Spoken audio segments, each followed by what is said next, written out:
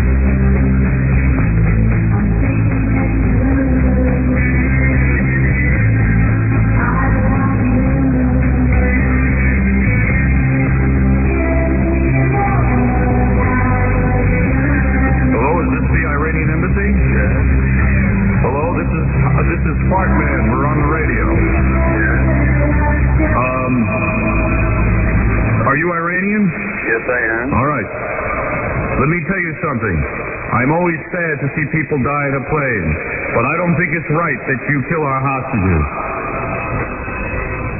Well, let me tell you that when we are talking about the death of 290 people, it is rather inappropriate to talk about the lives of 9, but I haven't received any... A human life is a human life, and you know that it was an honest mistake on behalf of the U.S. government. Well, we don't know that it was an honest mistake. But Fartman is on the side of the United States. Okay, well... And I'm going to say this. Now get ready.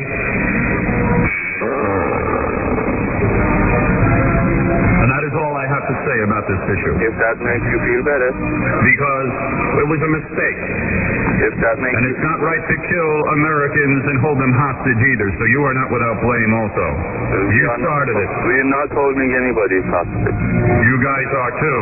We're not. You started it. Well, me too. If we want to go back into history, we can go back into history of years of subordination and domination of Iranian people. All right. So who knows history better than Fartman? Of course you do. You know everything better than everybody else. Because I am Fartman. And let me say something again. Because Fartman rules. I'm Fartman. If it makes you feel better. And I will be over in Iran if there's a problem with my gas. Good. God bless America. Okay. And the home of the free. Very good.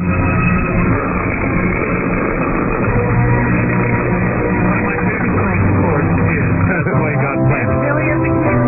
Wow, that sounds good. Want some echo? Sure. I think. Hello? Yeah. You like that? Yeah. I'm producing. Why can't we be humble? Like the good Lord said, He promised to exalt us, but lower the way. How men be so greedy when there's so much left? All things are God given, and they all have been blessed. That's the way God planned it. That's the way God wants it to be.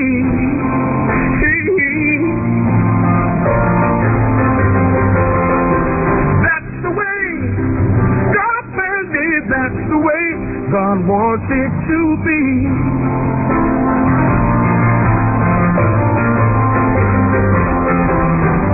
Let not your heart be troubled. Let mourning, sobbing cease. Learn how to help one another and live in perfect peace. If we all could be humble, like the good Lord said, He said He would exalt us all, but low is the way. That's the way God planned it. That's the way God wants it to be. Help me out, Howard. Robin? Oh, man. James? I don't want to ruin this. That's the way God planned it. That's the way God wants it to be. Come on, Robin. I know you can sing, girl. Come on, sing it with me, Robin. That's the way God planned it. That's the way God wants it to be. Yes, it is. All right. I'm afraid of ruining it, Billy. That's the way. That's the way God planned it. That's the way God wants it to be. All right. Yeah.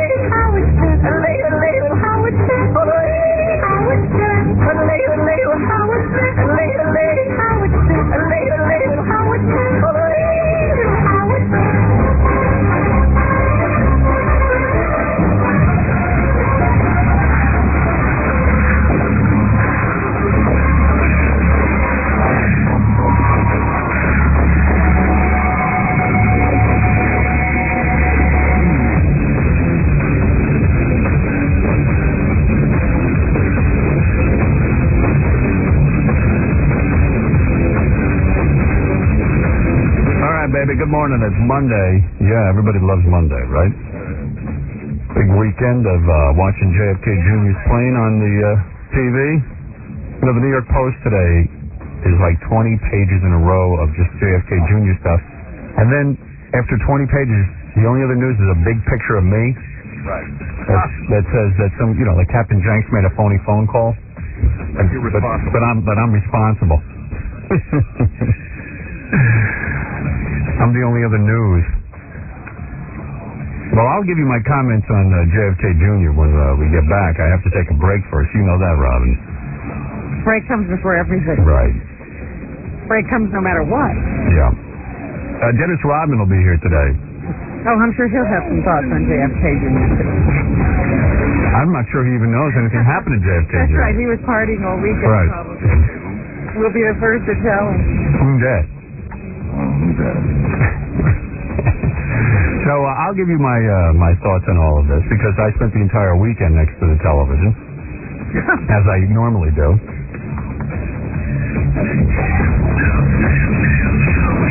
Did you watch constantly? Constantly. I was completely involved in the search. Except that you didn't go out of your house. No, but I was monitoring. You know that. All right, we're going to take a break. We'll be back. Right after these words. You're losing your grip on reality. My goodness!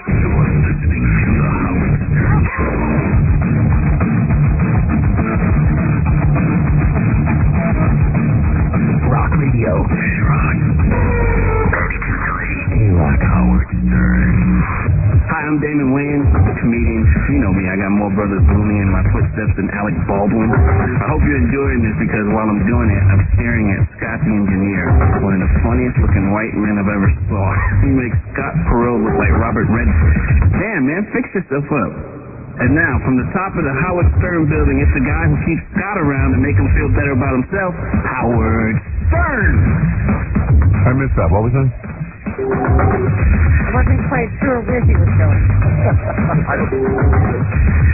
Was he talking about Ross Perot? I think he meant Ross. Who was that? He came out and saying Scott Perot. What? That's Damon Wayans. Yeah, but I didn't hear what he said. He said he was talking about Scott the Engineer. And he said he makes Scott Perot look like something or other, but it's Ross Perot, I think. Oh, I don't know.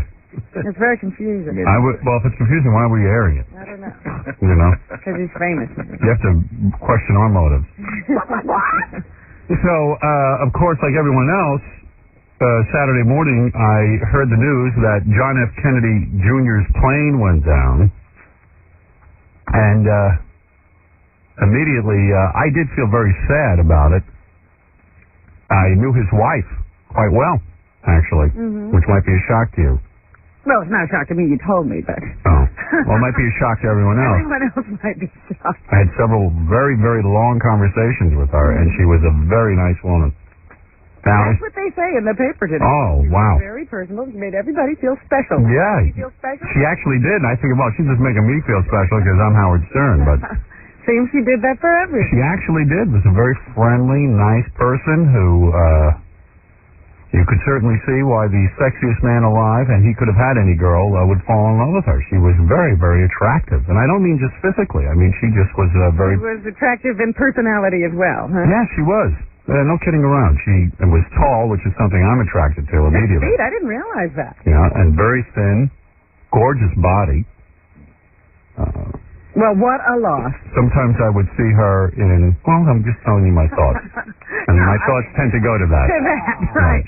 Well, why do you think everyone is so enamored with John Kennedy Jr.? He was one of the best-looking guys in the world. Well, I thought about that, and I said, yeah, he was a good-looking guy, but he also had charisma. Yes, he did. He did have charisma. He was a charismatic person.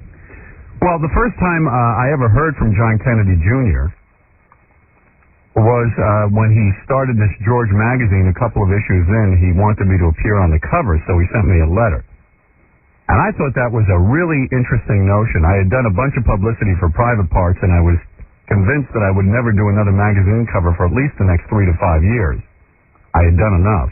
And I'd been turned off to the whole process, quite frankly. Even I got sick of looking at myself. And believe me, that's rough. That's hard to do. But I was convinced I would never do another one. And when I got this handwritten note from John Kennedy Jr., I became intrigued because I had written my second book and wrote a whole sort of thing about, how kind of dopey he was. And was critical. Having met him. Yeah, right. And, just based on what I had read of him. And I was very critical of him. And I thought it was... I just thought it was incredible that he would write me a letter and, sort of say, hey, I want to do something with you even though you were kind of harsh with me. Oh, so he was even aware of it. It wasn't like he wasn't aware. And his secretary had him read the chapter before he even wrote me the note. Gee, he was nice. And he thought it was funny, which showed me he had a sense of humor, which he did. He seemed like a very, very nice guy. And I said to him that I would do the cover of his magazine because I thought that people would never believe that John Kennedy Jr. would have me do his cover. Because I had always goofed on Ted Kennedy and Chappaquiddick and, the whole Kennedy clan. The whole Kennedy clan. The Kennedy family feud. Yeah. It's just terrible. So I thought it was great that this guy had a sense of humor. Plus you did that skit of Ted with the booze under the lantern and everything. Yeah, who wouldn't? I mean, he's easy to lampoon. Yeah. In fact, from what I understood, I think John Kennedy Jr. himself thought Ted was a bit of a joke. Uncle Ted. So he kind of appreciated my sense of humor and got where I was coming from and knew that it was nothing personal. It was just that I was talking about what I had read about him. And my theory had always been that his mother, Jackie Onassis, had kind of kept him tucked away because she figured, listen, this kid ain't, he gonna have all his marbles and we need all the mystery we can get. Keep him mysterious. And I said as soon as the mother died, that's when he came out with magazines and he's doing interviews. It was his chance to find himself. But anyway, when I met him and I was doing the shoot for George magazine, this is the first time I met him now, and I looked forward to meeting him. He was very quiet and mysterious. Still. And I thought, this is a quiet, mysterious guy. I wonder what's going on. But then I met him several times afterward. Yeah. And he was always quiet and mysterious. Never verbose. Never verbose. And it was hard for me to get a handle on whether he really was, was he a deep kind of guy or was he just very sort of superficial? Well, he followed that axiom, be quiet and nobody will know whether you're dumb or not. Speak and the world will know. My problem is I'm never quiet, so I'm never mysterious. I would like to be mysterious, but I don't seem to have that ability. I have what they call diarrhea of the mouth. And I would run into John Kennedy every once in a while, and he actually just seemed like a real nice guy. He always said hello, but really what impressed me was his wife, Bissett, Carolyn Bissett. And I remember all the times I spent talking to her, I was always afraid to say her name because I was afraid I'd say Caroline. Yes. It's Caroline. How did he keep it straight? But she was really a very, very beautiful woman, and I said, oh my God. You know who I felt bad for getting the whole Kennedy sort of nightmare was the mother of these two girls who now were dead. Lost 2 daughters, and you feel sorry for her sister. She was a twin, the second sister, Lauren. And immediately my thoughts went to the fact that she had said on many occasions that her husband was a crummy flyer, didn't know what he was doing. Why would she get in the plane with him? Well, according to the New York Post today, they're saying that John Kennedy Jr. himself said it's very hazy conditions and I shouldn't be flying tonight. And the wife was insistent that they drop off the sister into Martha's Vineyard. Yeah. So who knows? I was like, how did they know that? Maybe she became comfortable with his flying at some point. Well, now, I did read that it said that she initially was not enthused about him taking it up, Right. but once he began to, it was legal for him to solo and for him to have a passenger, she was the first to jump on the plane. Well, these guys who fly, you know, these private planes, these small planes, what happens is, you know, he wanted to fly because he hated taking commercial airlines. Because he's a Kennedy and the most well-known Kennedy, he'd get on a plane and people start hocking him in China. Yeah, So- I don't blame him. Yeah, so he'd get upset. So this was freedom to him. But like so many guys who have a lot of wealth and a lot of free time, what would happen is that they buy a plane that they're really not even capable of flying yet. Well, the problem with him, though, is that he was only qualified to fly if he could see where he was flying. And that night you weren't going to see anything. In fact, experienced pilots say what happens is that when you can't see where you're going, you have to rely on instrumentation. He's not even licensed for instrumentation. He only had like a couple of hours of training in that, which is very minimal. Yeah. And the reason you need instrumentation is as soon as it's dark outside, and this is from people who fly, as soon as it's dark outside, what can happen is you could literally be in a spin and not know it because you have, don't forget, you have a sense of the gravitational pull of this planet when you're walking around. Your ears, you have all your senses tell you you're upside down. In a plane, you have none of those senses when it's dark. You have no visual sense, and you could literally be in a spin and not even know it. You could be upside down and not know it. That's right. And then you think you're landing with your, feet down, and you're really upside down. You're in a spin. You don't even know. You then try to correct it, and you go into a spin, is what happens. Right. So it was pretty heavy. And I know I was just really sad the whole weekend because I knew the two of them or something. I don't know what it was. I'll tell you exactly why you were sad. Why was I sad? Because you kept watching the news. That made me sad. I missed the whole weekend. Because they were going on and on and on with their tribute and watching the family and talking about the suitcase they found. Yeah, that really got me. Oh, my goodness. And how many times can news people repeat the same goddamn things they have when they have no information? And yet I stay tuned because they kept saying it was the same information for 2 days. Right. And so they had to start these tributes. So they kept showing you John saluting as a little boy. It gave me something to do all Saturday. I had nothing to do. Oh, dear. So I was glued. There's a number of things you could have done that would have been better than that. I mean, it got so incredible that, they were on 24 hours a day. But, with nothing to say. And at some point, what I loved was the kinds of information that started coming out because they've been on so long. Like, all of a sudden it'd be like, after 25, you learned that Spike Lee visited John Kennedy Jr.'s apartment to where they were holding that little tribute. Oh, really? Yeah, but that was like new information. Yeah, oh boy, we got something else to say. Then they tracked down Harvey Keitel, who didn't even know John Kennedy Jr., but lives in the neighborhood. I guess they saw him walk by. Now, you really were watching. Yeah. And then the part I liked the most about the coverage was how they had to keep changing tenses when they spoke. Because they'd say, well, when John Kennedy was, and let me correct that by saying John Kennedy is, we shouldn't say was. Dan Rather spends most of his time talking about how responsible he's going to be while he broadcasts. And about how he's not going to say was, he's going to say is, because if he says was, that means John Kennedy is dead, but this is only a search and rescue mission at this point. That means he is alive. They're treating it like he's alive. And if I say was, it means because I was confused. I mean, he was correcting himself every minute. And, nobody knew whether to say, was or is.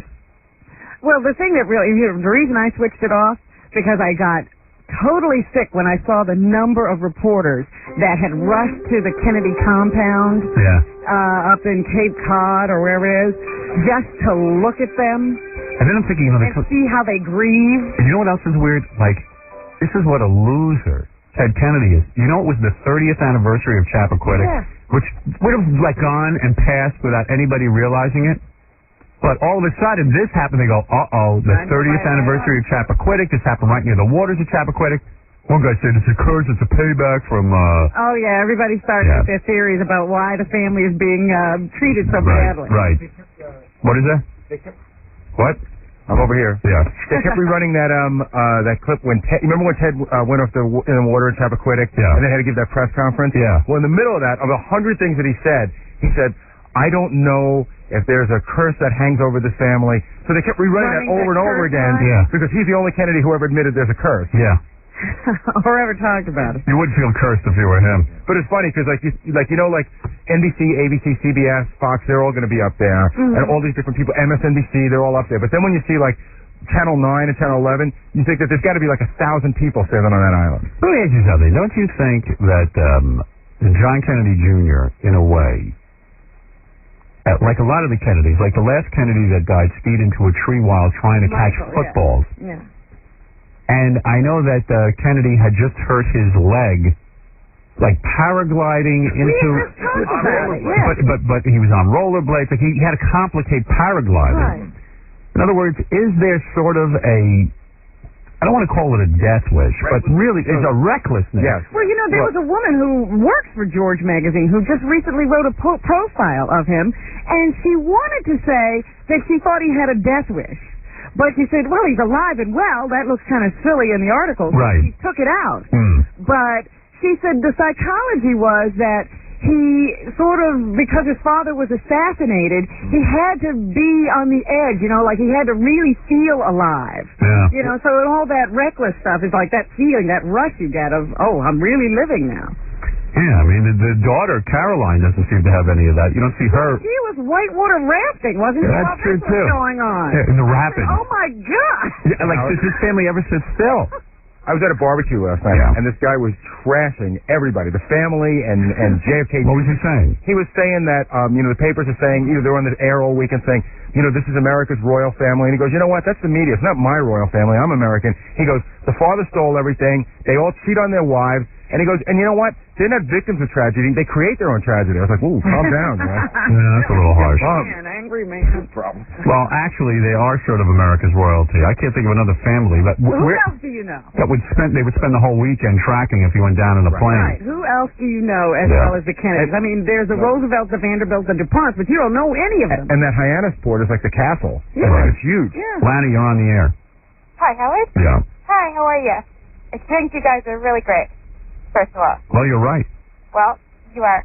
I just want to... By the way, you won't see me going down in a plane because I don't go anywhere. You won't see me on rollerblades. You will die stubbing your toe. Yeah, I will die in a really dumb way. Well, I don't... you'll be cool.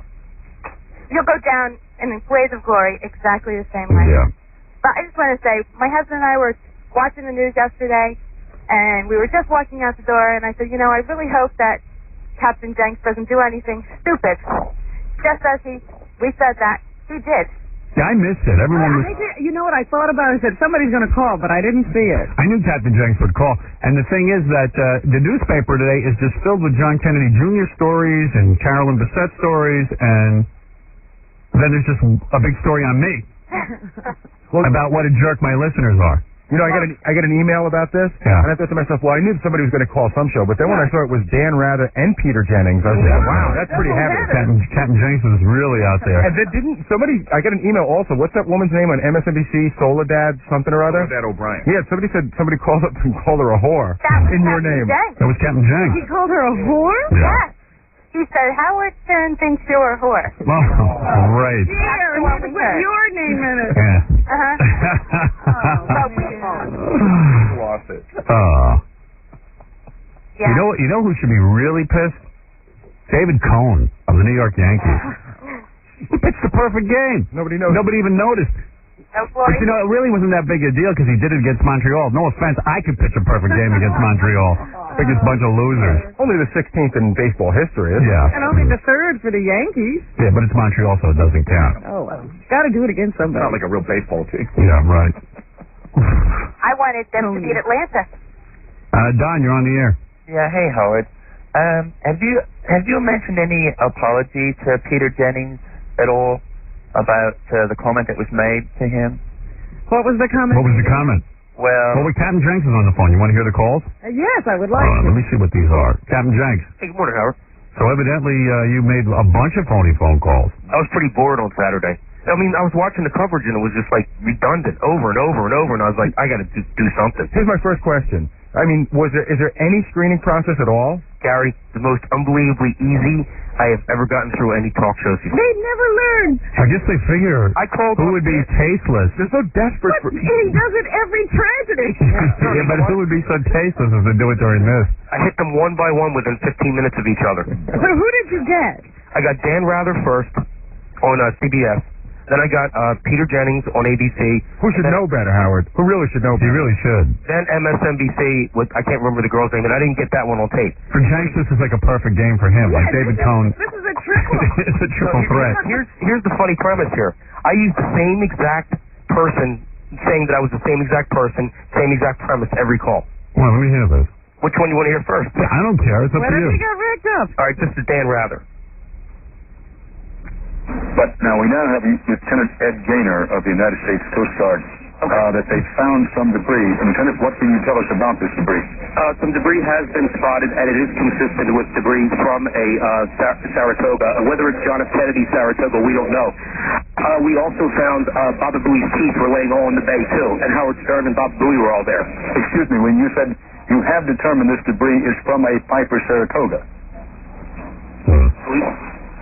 Well, I'm not sure that we heard correctly there, Lieutenant Gaynor, the Coast Guard telling us, and this is breaking information.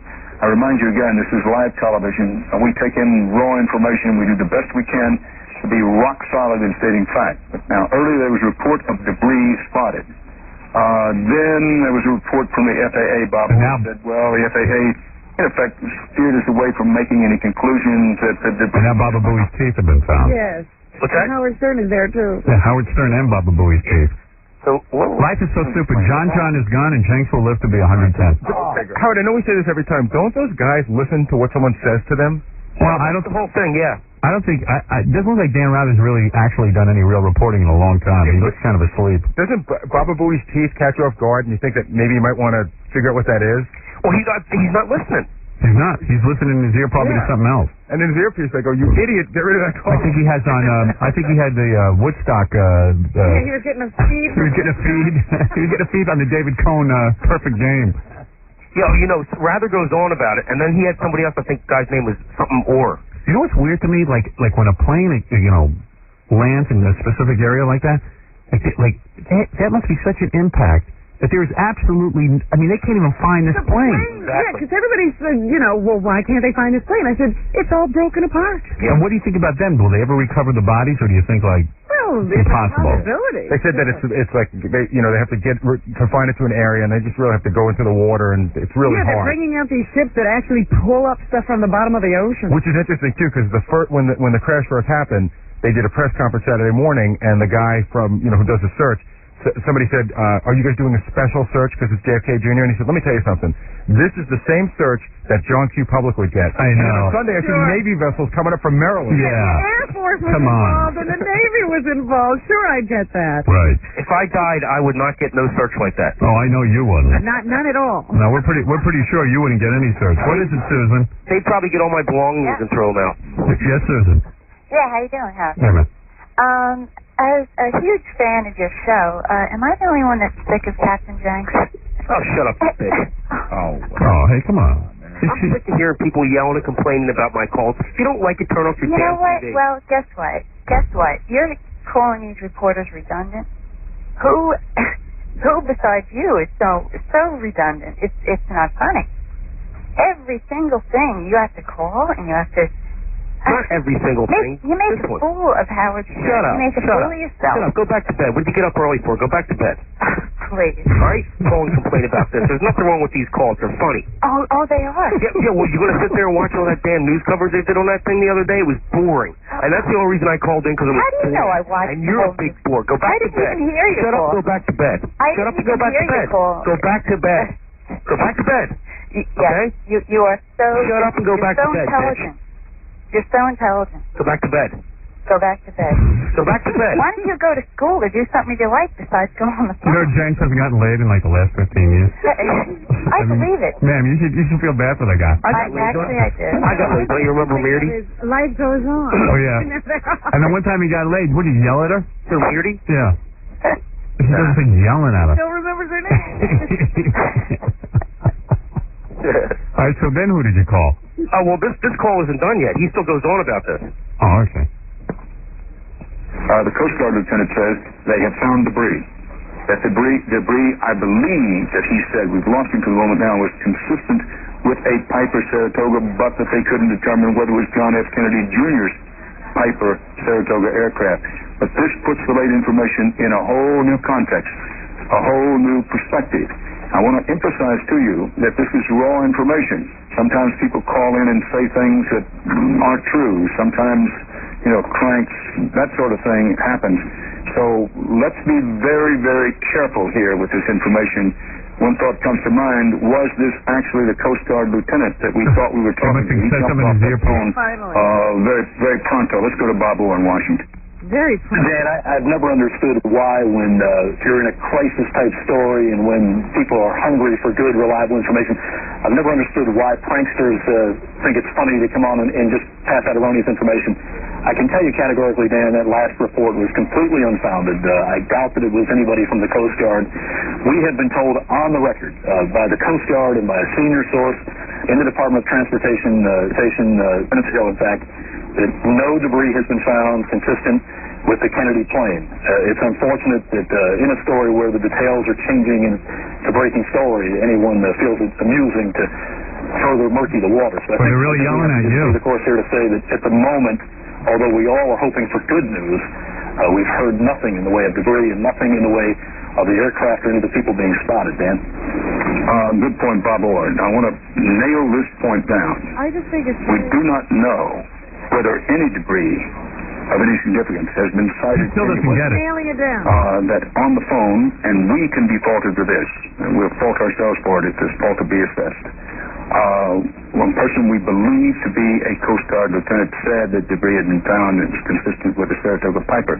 We now have fairly strong reason to believe that that was, however it happened, in false hours, if it did happen this way, that some person who, for whatever demented reason, would think that was get through with a crank call like that.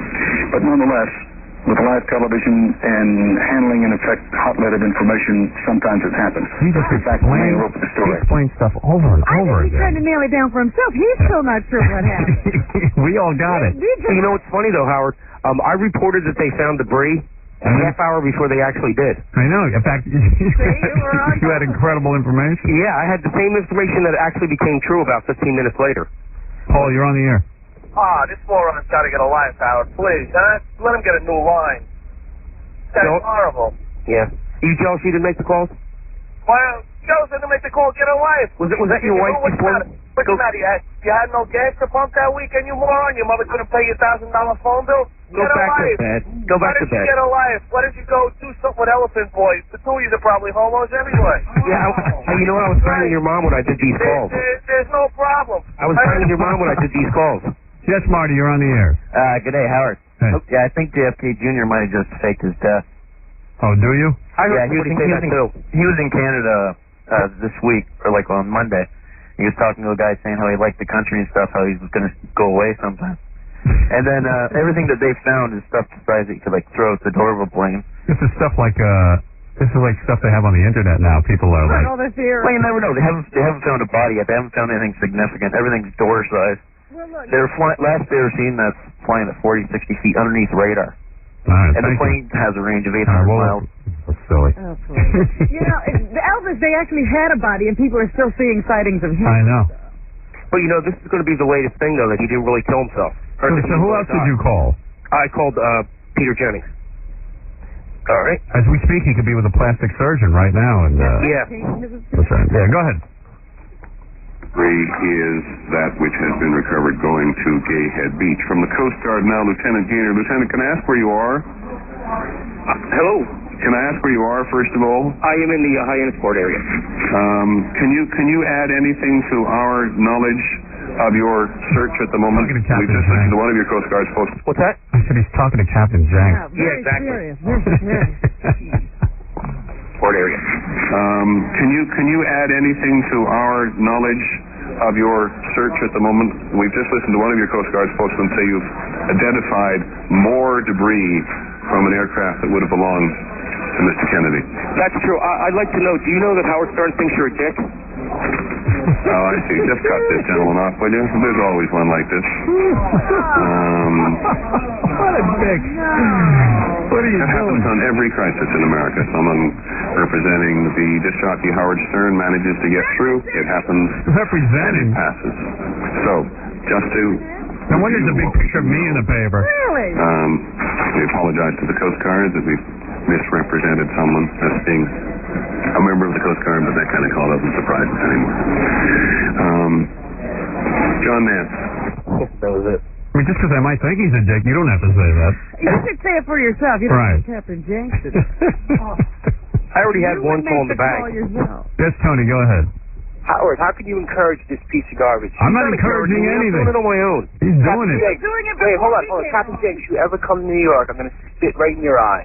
Yeah. Piece of garbage. Yeah. You will go like Howard. And This for is why every you get bad press. Because and for every jackass like you, there's 10 I'm not people encouraging like anybody. You are encouraging. I want to know what was funny? done. You think this is funny? I didn't say it was funny. I just want to hear it. Why everybody comes down on you? And for every jackass like you, there's 10 people that say it was funny. Yes, Jeff, go ahead. You're on the air. Hi, Howard. Yeah. Listen, Janks, I love your phone calls. I look for those phone calls. I tape them. I crack up every Let me single guess. time. This one was over the line, right? No, this one was not over the line. This is one of your plateaus. This was one of your greatest feats. You're absolutely right. They keep running the same information over and over again. And thank God, Janks comes in and puts a little levity into the situation. Right, exactly. Thank you. Thank you. All right, there you go. There is a fan of Captain Jenks. Yes, Dan. Yes. Yes. Never know which way these are going to go. No. You're ready, though. Yes, Dan, go ahead. Hey, I just want to know who really cares what goes on with JFK Jr. I mean, just like the whole thing with Princess Di, it's not going to affect anybody. People are going crazy off of these things, and there's really no point of it. I think a lot of it is that people just don't have anything to do with themselves. You know what I'm saying? Would it ever occur to you to go find his apartment all of a sudden? That is weird. Like Ralph called me and said, who are these people that are lining up around his apartment? I said, I don't know, but they should probably be examined. It's true. I don't know. That would never occur to me. Even, and I seem to know what to do. And I have a very good feeling about Junior and of course his wife, who I met and had so many long conversations with, that I really must tell you that it would never occur to me. No. Would never occur to me. But people wound up standing around the apartment, leaving things. A lot of people, they have nothing else better to do with themselves. Personally, myself, I DJ at strip clubs, and, that ain't nothing much better to do, but I don't go morning after somebody's body is going to be found in the river or whatnot, you know what I'm saying? Yeah, I'm sure you're very angry. Well, I had nothing to do. That's why I did the calls. Yes, Melrose. Good morning, Howard. Oh, God. Listen, I really didn't want to call in today, but I got to tell you something, Janks. You make me embarrassed to be part of this world. This is one who stands on Melrose Avenue holding up Howard Stern. No, in fact, I don't even do that much anymore. But let's not talk about me, Janks. I got to tell a lot of people that are listening to Peter Jennings and Dan Rather they don't realize that you don't work for Howard. They think that you work for Howard, and of course you don't work for Howard. Howard wouldn't give you a dime. You are the lowest form of humanity. Do you have any feeling of sensitivity for people's feelings? Say something, Janks. You are a trip, man. What do I have to do to you, Janks? You are a trip. All you care about is promoting yourself. And I'll prove this to you, Howard. Howard? Yes. I get an email from Captain Jenks. I haven't said a word at all, and I know we want to talk about it right now. I was in a major newspaper in New York. 3 columns about me. Right. And Jenks writes me an email. Too bad that story broke when Howard was on vacation. Check out my website, whatever it is. No, that's in the signature, Melrose. What? That little thing is in the signature. That's in every email I sent. Whatever. You're such a big star. You have nothing better to do? Why don't you read a book on Saturday, idiot? Melrose Larry Green got arrested. That's what I was going to ask you. Wasn't he in jail? Yeah, he was in jail because... Howard. Yeah, I thought it was funny. And you were on vacation, Howard, when the story broke. Funny. Janks, you know what's funny? Howard's funny. Chris Rock is funny. You're not funny. You're pathetic. Melrose, drop dead. Come on. No, why don't you tell me go back to bed, loser? You can't... I'll take you on anytime, any Howard, you know what it is, I'm coming to New York Wednesday. Can you afford airfare to New York? I'll pay for it, jerk off. Howard, you know what it is? He's jealous he didn't make the calls before me. In New York, outside Howard. All right. He's jealous he didn't make the calls before me. And then now, who did How did he get arrested? Oh, he got arrested because Yeah, that's... He went to a George W. Bush rally to give him $10,000 in cash in an envelope. Yeah. Now he has money because his mother died. Right. He wanted to give George W. Bush $10,000 campaign contribution. So he went to the hotel, and some of the security people take a look at him, and they said, hey, where are you going? And he got upset with them, so he kept walking. And I think they threw him in the jail. But meanwhile, he had money to give to George W. Bush. Is he still going to contribute? So now he's suing, is the whole thing. Yeah, now he's thinking of throwing in with somebody else. And I read the article, and I thought it was funny, so I sent him an email saying it's a shame Howard was on vacation because, he couldn't tell the story. Right. And where does he find something wrong with that? So then who did you call next? Oh, I called MSNBC, but I didn't get this one on tape. Oh, I see. All right. Yeah, and I called that girl a whore. Oh, I You see. said Howard Stern says you're a whore. Yeah, well, it was by the time that I got around to the third call, I was just like, I just want to get it over with. Mike, you're on the air. I hate to agree with Melrose, I really do. But this Captain Dickhead, does he have a life? Does he sit around watching TV all day? Yes. Why? He has no life. Nothing to do. How old is he? How old are you now, Captain? I'm 24. No. Is your best friend the telephone? How old are you now, seriously? I'm 30. He's 30. 30 years old? I think he's older. I'm not as old as King of Messengers was. Is your best friend the telephone? It is. It is, actually. Best friend? Yes. I wish you were in that damn airplane. Yeah. Well, get a life, like everyone's saying, and do something with yourself. You're 30 years old? You better call me Dad, because I did your mom 9 months ago. Okay, Dad. 9 months ago. Well, he's a You're real funny. Before you were born on the phone. Yeah. All right. Thanks, Captain. Thanks, whatever your name is. Wow. Yeah, hi. This is, Both calls are up on my website, by the way. Okay. So anybody can listen to them if they haven't heard them. If anybody has the MSNBC call them with that. You're on the, which way is this one going to go? Hello? Yes. Hey, it's King of All Black. Hey, what's up? Yo, I was watching this with my parents. Yo, that was the funniest thing I've ever heard in my there you life. go. Hello? So you liked it? Yo, it was hilarious. Thank you.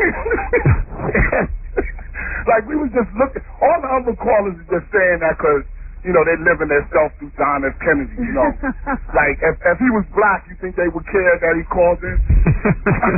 Hey, so me and my father, we're looking at it, and then my mother's sitting there. My mother's like, why don't this guy just take a limo?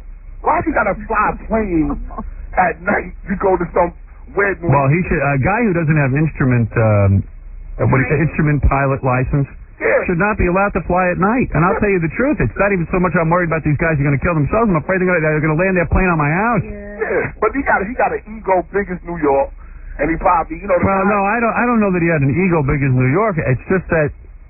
I'm just saying. People go up a couple of times in these planes and they think they know what they're doing. They don't. And the guy at the airport probably told him, listen, man, you don't got too much experience. You don't need to be going. He probably said, I got it. Don't worry about it. Yeah. And he got in the plane. Well, you might have a point there. But Captain Jenks, that was too funny. Thank you. All right, there you go. Casey, you're on the air. They're all over the place. Yeah, how you doing there, Howard? Hey, how you doing, Casey? Great, man. This is ridiculous, man. This guy, Captain Jenks, calling on making those stupid-ass phone calls. Yes. Man, she's my ex-girlfriend. She was a great woman. Which woman? Who are you? Which woman are you talking about? I'm talking about Laura. Oh, Laura Bissett. Laura Bissett, yeah. The sister. You were going out with her? Yes. Yeah, well, I'll tell you one thing. Why doesn't he know her name? What, in the 3rd grade? What's that? In 3rd grade you went out with her or something? No, when I was about 22. That's who I feel bad for. I feel bad for the mother of the Bissett girls. Yeah. Well, feel bad. Hey, Howard. I do. I feel bad for everyone. It's really. I feel bad for him too, but it wasn't about that. The call. Yeah, I don't think you wished him any harm. No, of course not. I think that the news programs are so ridiculous that it's probably one of the few refreshing things that ever happened. True. Hey, but Howard. Yeah. I used to bang your daughter. This guy doesn't even know Laura. I don't know. I was waiting for Horsetooth Jack. I knew that guy was banging my daughter. I dated Laura. Yeah, Chris. What's up, Howard? Hey. Hey, tell Captain Jenks that he is the man. You like that? He is the man. All right. And hey, we're over here smoking a big fat one for JFK Jr. over here in Vegas, huh? All right, thank you. 420, Howard, over here. Gianna, go ahead. I think Captain Jenks should die. He will, don't worry. No, don't worry. Man, Howard, with friends like him, you don't need enemies. He's Right. like spewing your name all over the country, and it's not good. Thank you. You're welcome. Maybe there's a point there. Yes, you're on the air. Howard, Yes. JFK Jr. Yes. I made it. I floated on Gary's Oh, teeth. you're JFK. Oh, you're JFK Yeah, I Jr. survived by floating on Gary's teeth. Oh, so you're fine. Yeah, you want me to tell you what happened? I didn't like Gary's teeth. I was flying in the haze and I couldn't see. Right. I got distracted so I was studying for the bar exam. Right. I tried to make an emergency landing in New York, Right. but I bounced off Rosie O'Donnell's head.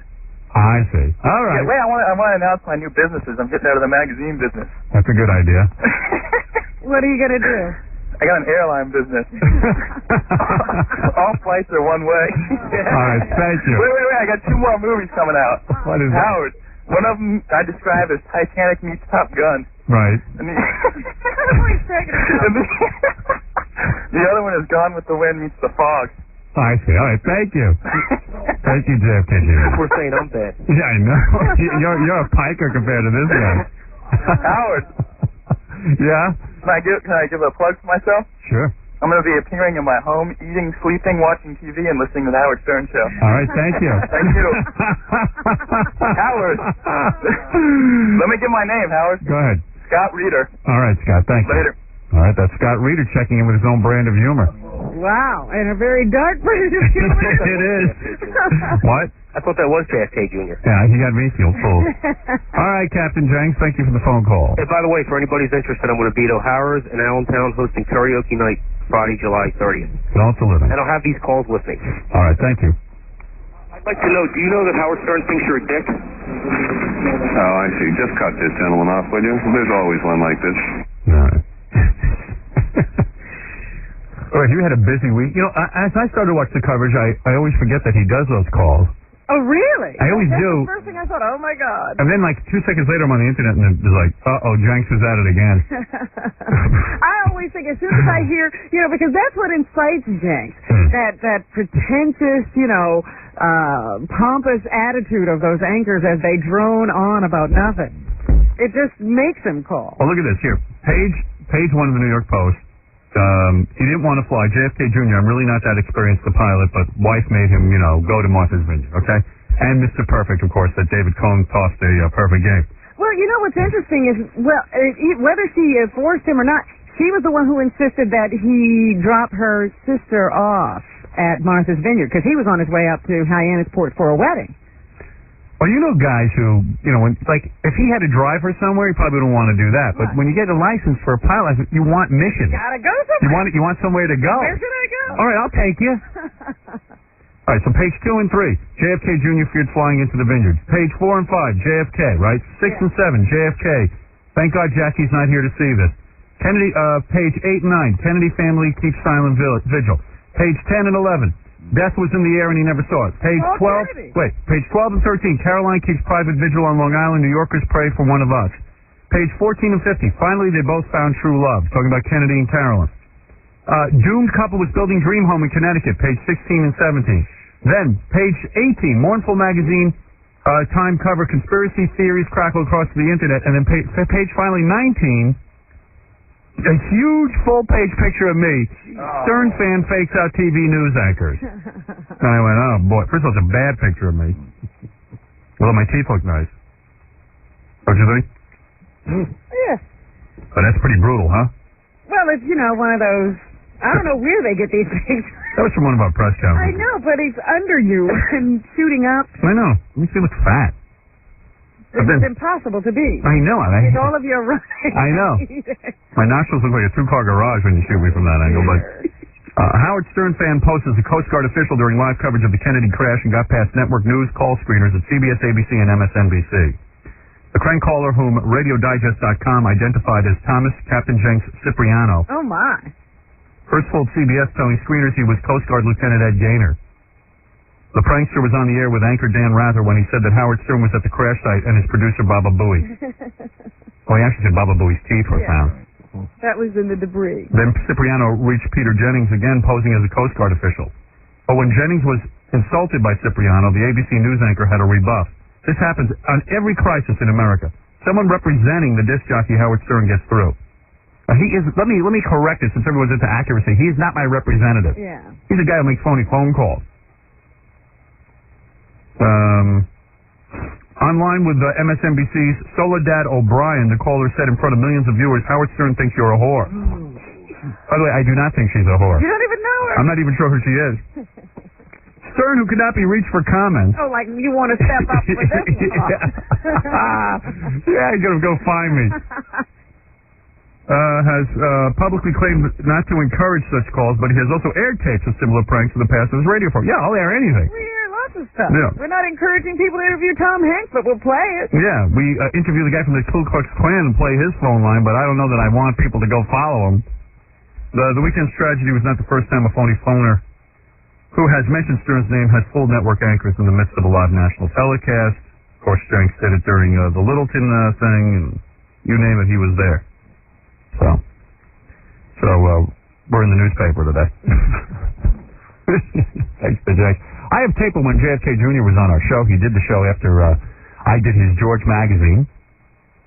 But you get to be part of the tragedy. I have several handwritten letters from him. Well, save them. Aren't those worthwhile? They're saying now that people are on eBay.com already selling JFK Jr. stuff. Yeah. What kind of stuff is there? Let me see. You know where that article is, Jack? There's a whole big article. I don't know which paper I read it in. Right here. No, Same page as you. Oh, it is? Okay, here. Oh, yeah. Fires, okay. The memorabilia market where tragedy brings higher prices.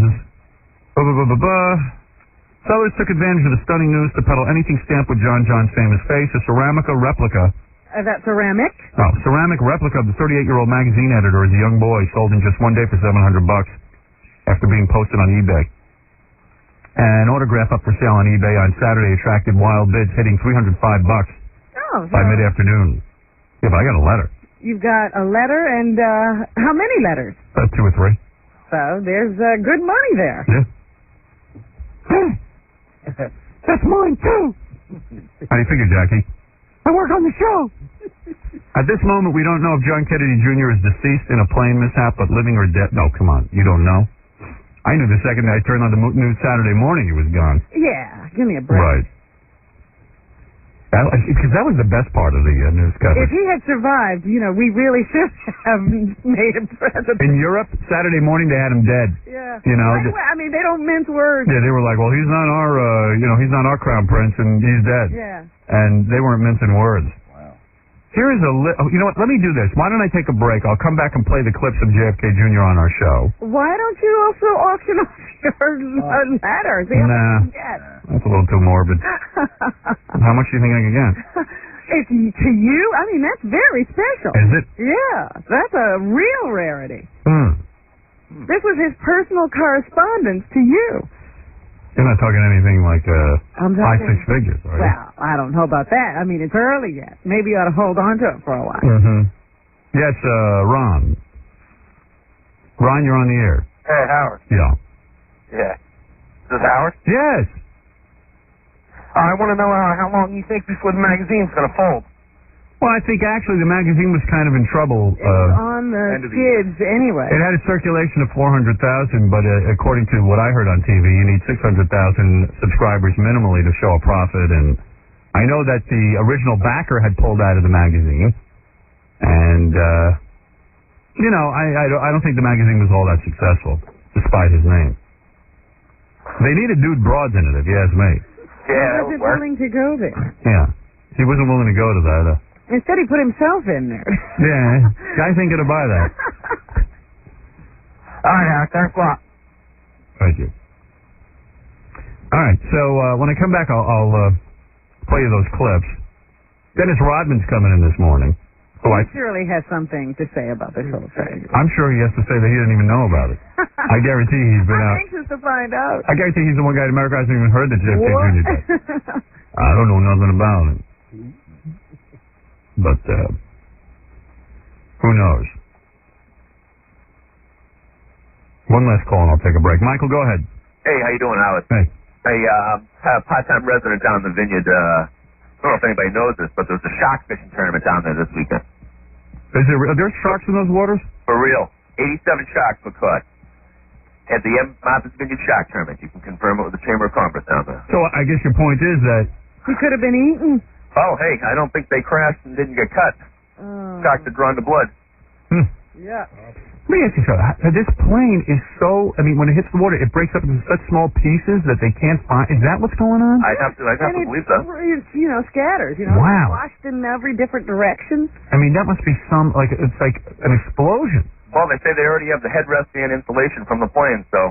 And what does that indicate, though? Does that indicate that there was a massive breakup of the plane, or is it in one, is it just Well, I mean, they had a headrest and a backrest. I mean, these are separate pieces just sort of floating around. The eeriest thing is when the luggage. Yeah. I mean, that got to me. And, like some swimmers saw it and, just went out there and got it. I mean, that's weird. Yeah. I tell you, I feel funny about those private planes, especially with these guys driving them who, I'll tell you why. America should be concerned. I mean, these guys can fall out of the sky right on your house. I mean, seriously, why are people allowed to fly these small planes when... Well, they say in the paper they issue hundreds of thousands of these a year. So tons of people are doing it. Yeah, because here's a guy who really, at least should have been minimally not allowed to fly at night. That during the day they should be allowed. If you can. Very good weather until you really have some air time under your belt. Yeah. These guys aren't flying every day. They're not with an. They're saying, they were saying we don't know if there was an instructor in the plane with them. Of course not. Instructor wouldn't have flown with him at night like that. Right. Yeah, even the instructor said they wouldn't fly. It was not optimal conditions. Yeah, they had experienced pilots who said hours were not going to fly. Yeah, that he should have turned around because there's no way you could land visually in that haze. Never have taken off. Yeah. It comes up fast over there on the Vineyard too. It goes right off the coast. Yeah. All right. Thank you.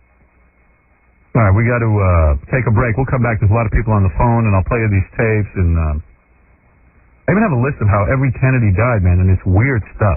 Yeah, they always, I said, here's the list. Yeah. Okay, we'll be back right after these words.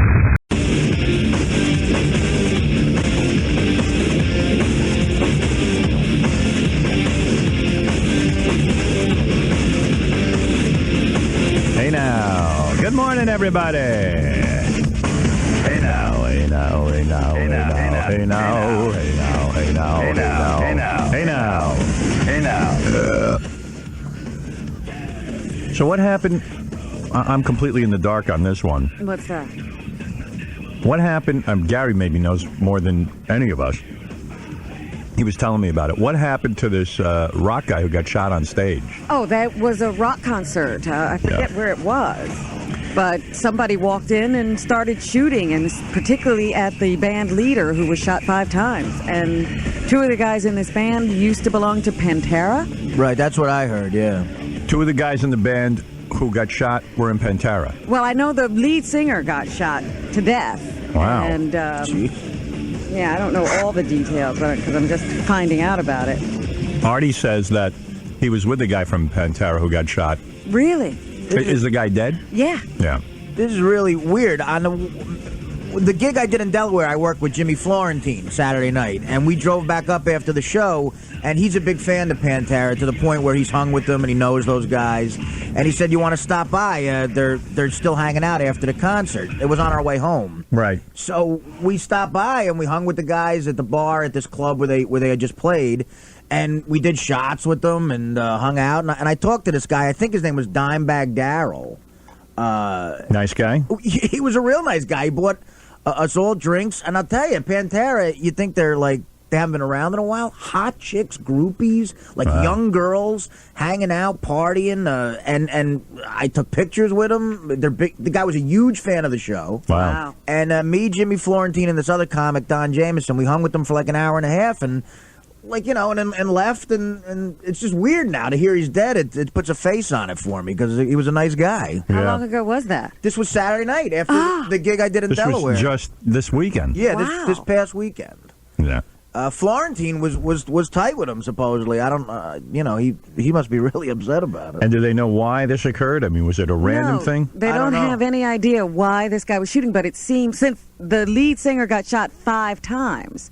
And then he turned on the crowd, and 3 other people, I think, in the crowd were hit and killed. They think it was something to do with the lead singer. He seemed to get the brunt of, this guy's wrath, whatever it was about. Well, from the looks of it, they did attract kind of a nutty crowd. You know, they were a heavy metal band, pretty hard metal too. You know, man, boy, that's creepy. It's weird to just be. Because people just hang were just out with there, a guy and that happens. Yeah, but the people were just there partying. It wasn't like, they were just up there performing. I think someone said it was in Ohio or something. I'll tell you what else I'm bummed out about. I mean, I don't really know much about that story. And anyway, he was a nice guy. Yeah. Only one guy died or more? 3 more people in the audience I know were killed. Oh, my God. Where was this?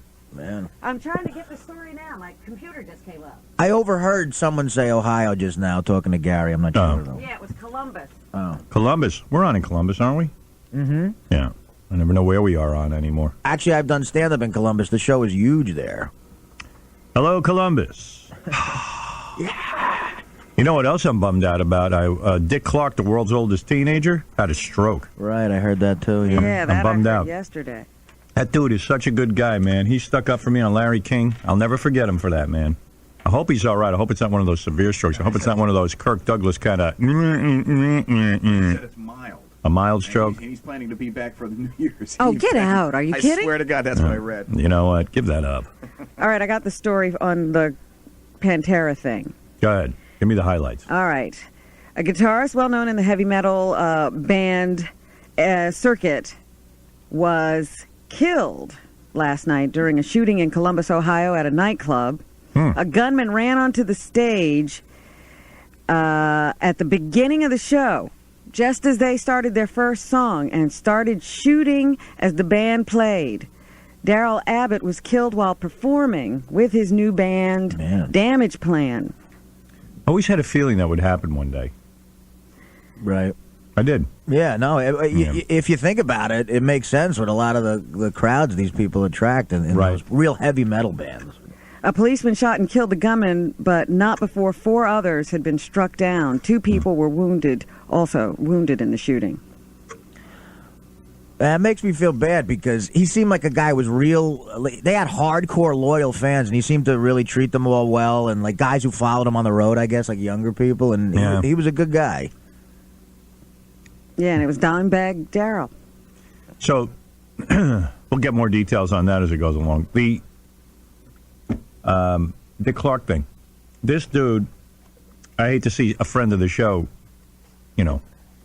have problems because we have so few people who will go on TV and defend us and who understand us and the show. So I was real upset to hear about Dick Clark. Not only nice, he's always just been nice, though. Yeah, it hit me personally. I was like, oh, no, don't tell me that. The Dickster always came on here and, went along with any of our crap, which was great. Great sense of humor, yeah. We were just talking to him a couple of weeks ago before the, American Music Awards? Yep. Because remember this? What do you make of this following Janet Jackson crackdown going on the Howard Sterns, on decency? Larry, the big furor and the breast beating that's going on, that's a bad pun, but the breast beating that's going on in Washington is ludicrous because, first of all, it's an election year and they can grab onto anything they can grab onto. The fear, whether you are afraid of rap lyrics or Janet Jackson's right breast or whatever it is, it's a reflection of what's going on in our lives, and you can't. The specter of having Big Brother come in and the government censoring what we can say and do and hear is more scary than anything I can think of. I don't subscribe to everything I hear on the radio or see on television, but you pretty much have your own censoring device. You can turn it off. There is a button. And so Howard Stern, you believe, has a point. I happen to be a big fan of Howard Stern's. I would not ever want to do what he does for a living because it's so outrageous and tough, and he's got to work at it every day of the week. But he's a brilliant guy. He appeals to a staunch, hardcore audience, and it would be a shame if they muzzle him. Does it look that he fears the worst? Yeah, and Do you share that fear? I share the fear because broadcast licensees have had the fear of God thrown into them, and he may be the scapegoat. Well, you hit it right on the head, and a smart man. The only thing that saved me was my announcing my move in a year, which a lot of broadcasters don't understand. There's a lot of animosity and a lot of upset feelings over my move, and there's no right to have one because I've been backed into a corner. This holds no more allure to me, this kind of radio. It doesn't turn me on. Or fighting or struggling to try to do it. And when I say that, I get accused by the companies I'm working for, oh, you're putting us down. No, the reason there's no allure for me is that I don't do this kind of radio. I mean, the button gets hit on me 27 times a show, and when it doesn't, it means I was a good boy. So that's not what I got into it for. So when people say you're putting us down, like that's the latest thing. Howard's on the air putting us down. Putting us down. This is fine. I'm not putting this down. It's not for me. Don't you feel like you haven't done a good show if there's no buttons pushed? Yeah, right. That's the new crazy thing. Like I had a whole thing with Tom last night, which will be carried into today. I'm having a meeting after the show with their lawyers and everything, and because I've had it. Come Monday, I'm probably going to start playing music for a very good reason, and I think if I explained it to you, you would agree with me. But the thing is that what was I saying? God damn it, there's so much going on, I can't even keep track of it. Well, all these hurt feelings. Well, you were talking about a discussion with Tom. Yeah, well, I got to have a discussion with Tom because things are just out of control. They think that I'm putting them down. Them, broadcast radio. I'm not putting them down. We got a situation with the government that's out of control, in my opinion. And broadcasters have not fought back yet. Maybe they will in 5 years. I'll return. But until then, I am not. I am more interested in my future and going to a place that reflects my attitude as a broadcaster. How much more clear could you be? You say, I love this medium, and from the age of 5, I couldn't wait to be doing it. Yeah, and I think I've been really good for it. You're being forced out. Yeah, they don't get it. Putting broadcasting down. I don't know, but I keep getting letters, which I'm done with. I'm not going to get any more legal letters from this company with confusing statements in it. And I am no longer going to tolerate them not taking responsibility for having the button and controlling the content of the show. I hate to be cryptic, but that's where I'm at. I'm not doing it. I'm just not, because they're setting me up. I know they're setting me up. They're making a nice long paper trail. I see. Yeah. That's what's happening. Yeah, so I don't need papers. I'm going to sit down and say, look, this is a year left. If you guys want to have a nice year, fine. If you don't, get cocking off and yum. Do they understand that? They know Italian. And if they don't, they should get an interpreter. I know what you're talking. My grandmother used to say it all the time. Right. Ridiculous. Hey, Dave. Dave claims to have been at the show where the shooting took place in Columbus. Hey, Dave. Hey, buddy, what's up? What's happening? Were you really there, or are you wasting my time? It was crazy. What happened? We're sitting there at the bar, having some drinks, having a good time, and this place, the Alrosa, is like, it barely holds 100 people, so it's like really, really small. A tiny little stage. This guy walks in, and the band comes up on the stage first. They're doing their thing. The guy said, hey, we're Damage Plan, and he talked about being in Pantera and everything, which I'm a huge fan of Dimebag Darrell. The guy is phenomenal. Plus, he's a really great guy. Every time we've seen him, he sits down, he has drinks with us, the locals and everything. Anyways, they play their song, and there's no one in the front of the stage at this point because they're just starting. There's no, like, mosh pit started. Right. This guy walks up and just starts wasting the dudes. So we drop on the floor, and the bouncers, they ran away, obviously. There's no metal detectors in this place. They don't pat you down. There was nothing. So the guy wastes the guy. We run out. We're sitting out in front of my truck. The cops come. We hear a couple of shots.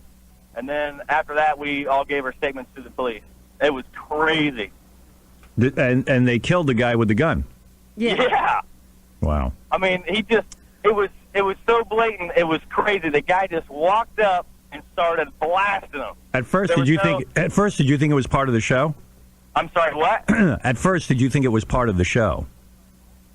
I don't think so, because, I mean, it was too loud, and the blood and everything. Right. No. I've seen some crazy heavy metal shows, but no way.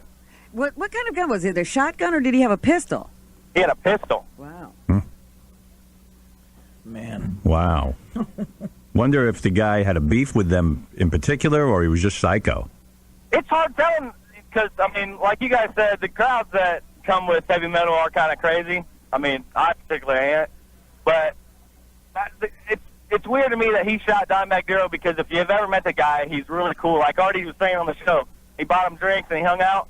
We're just local guys, and he's in a national band, and every time we've seen the guy, he sits at the bar and drinks with us. I just wonder if, like, it was something over a chick, or it had to be something, right? I mean, I got in trouble once for talking about Columbine. I mean, the Colorado State Legislature censored me. God only knows what that even means. But because I said, gee, in Columbine, there didn't appear to be a motive. I said on the air, I would have understood if, like, it was...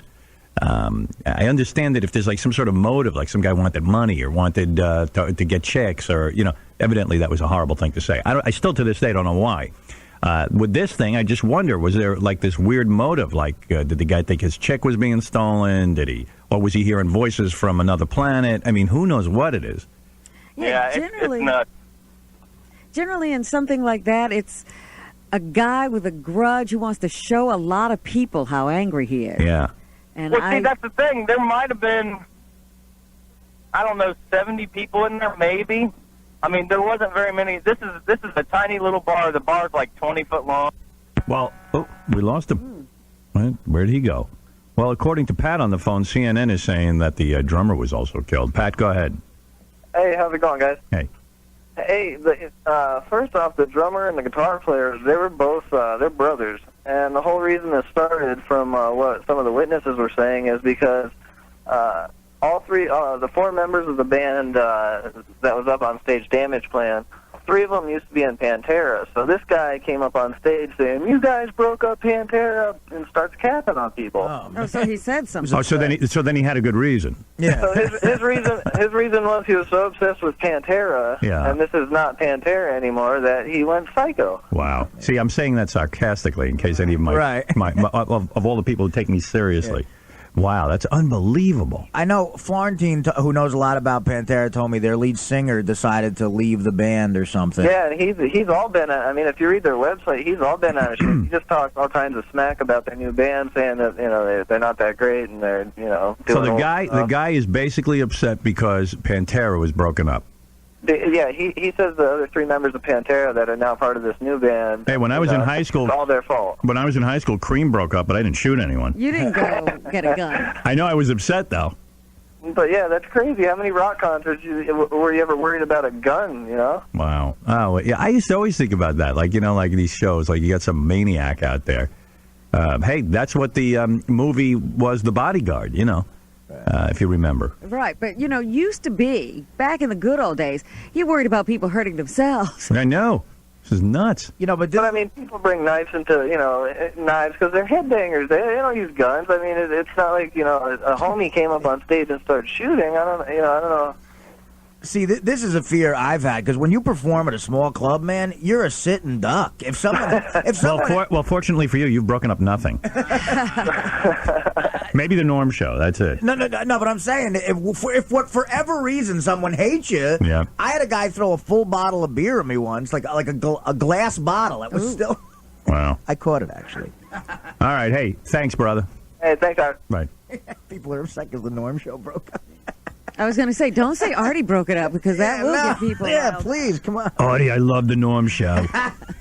Hardcore fan. Yeah. That's sad, man. He really was. He seemed like a really good guy. Lucky for you, there are no fanatic Jackie fans. I can't find one. I met a few of them. I know. All right, listen, that's an upsetting story. It is. But, man, we'll get more details. We'll pass them on to you. We got a whole big show for you, though. We don't want you to get too bummed out. And we'll let you know what's going on. But we've got a lot to get to.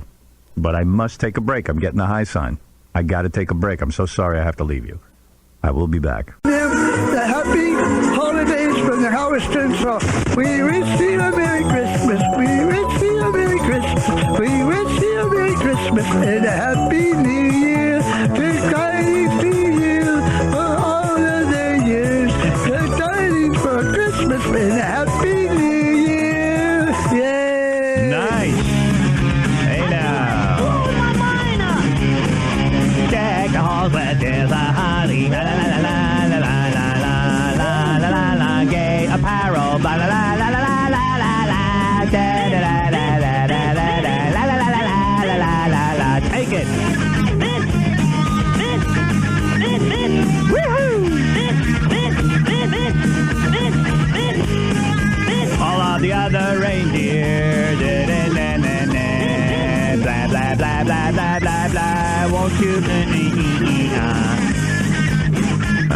I'm in the holiday spirit. You can see that. Wow, you're into it. Oh yeah, love it. Very nice. Love the holidays.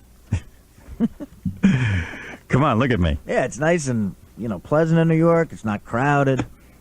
All right, here's the latest update. The drummer in that band wasn't killed.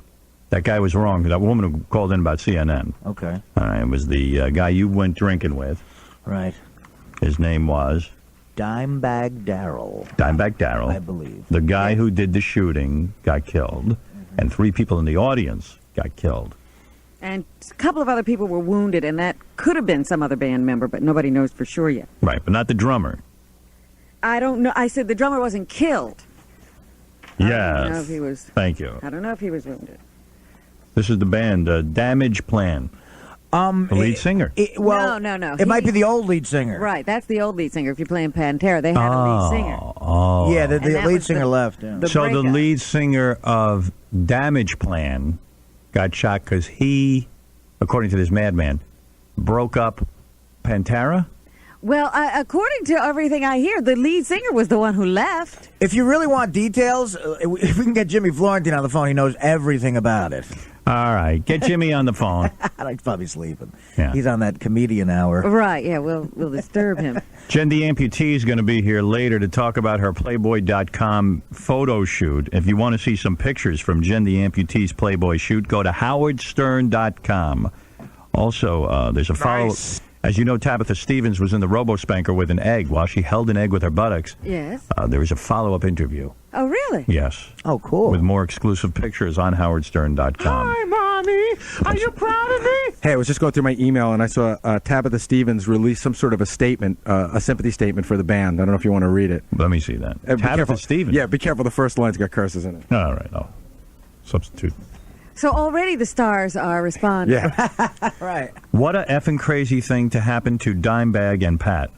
I don't know if you were a fan of Pantera and Damage Plan. I was big time. I am in shock. My heart goes out to them and their families as well as their fans.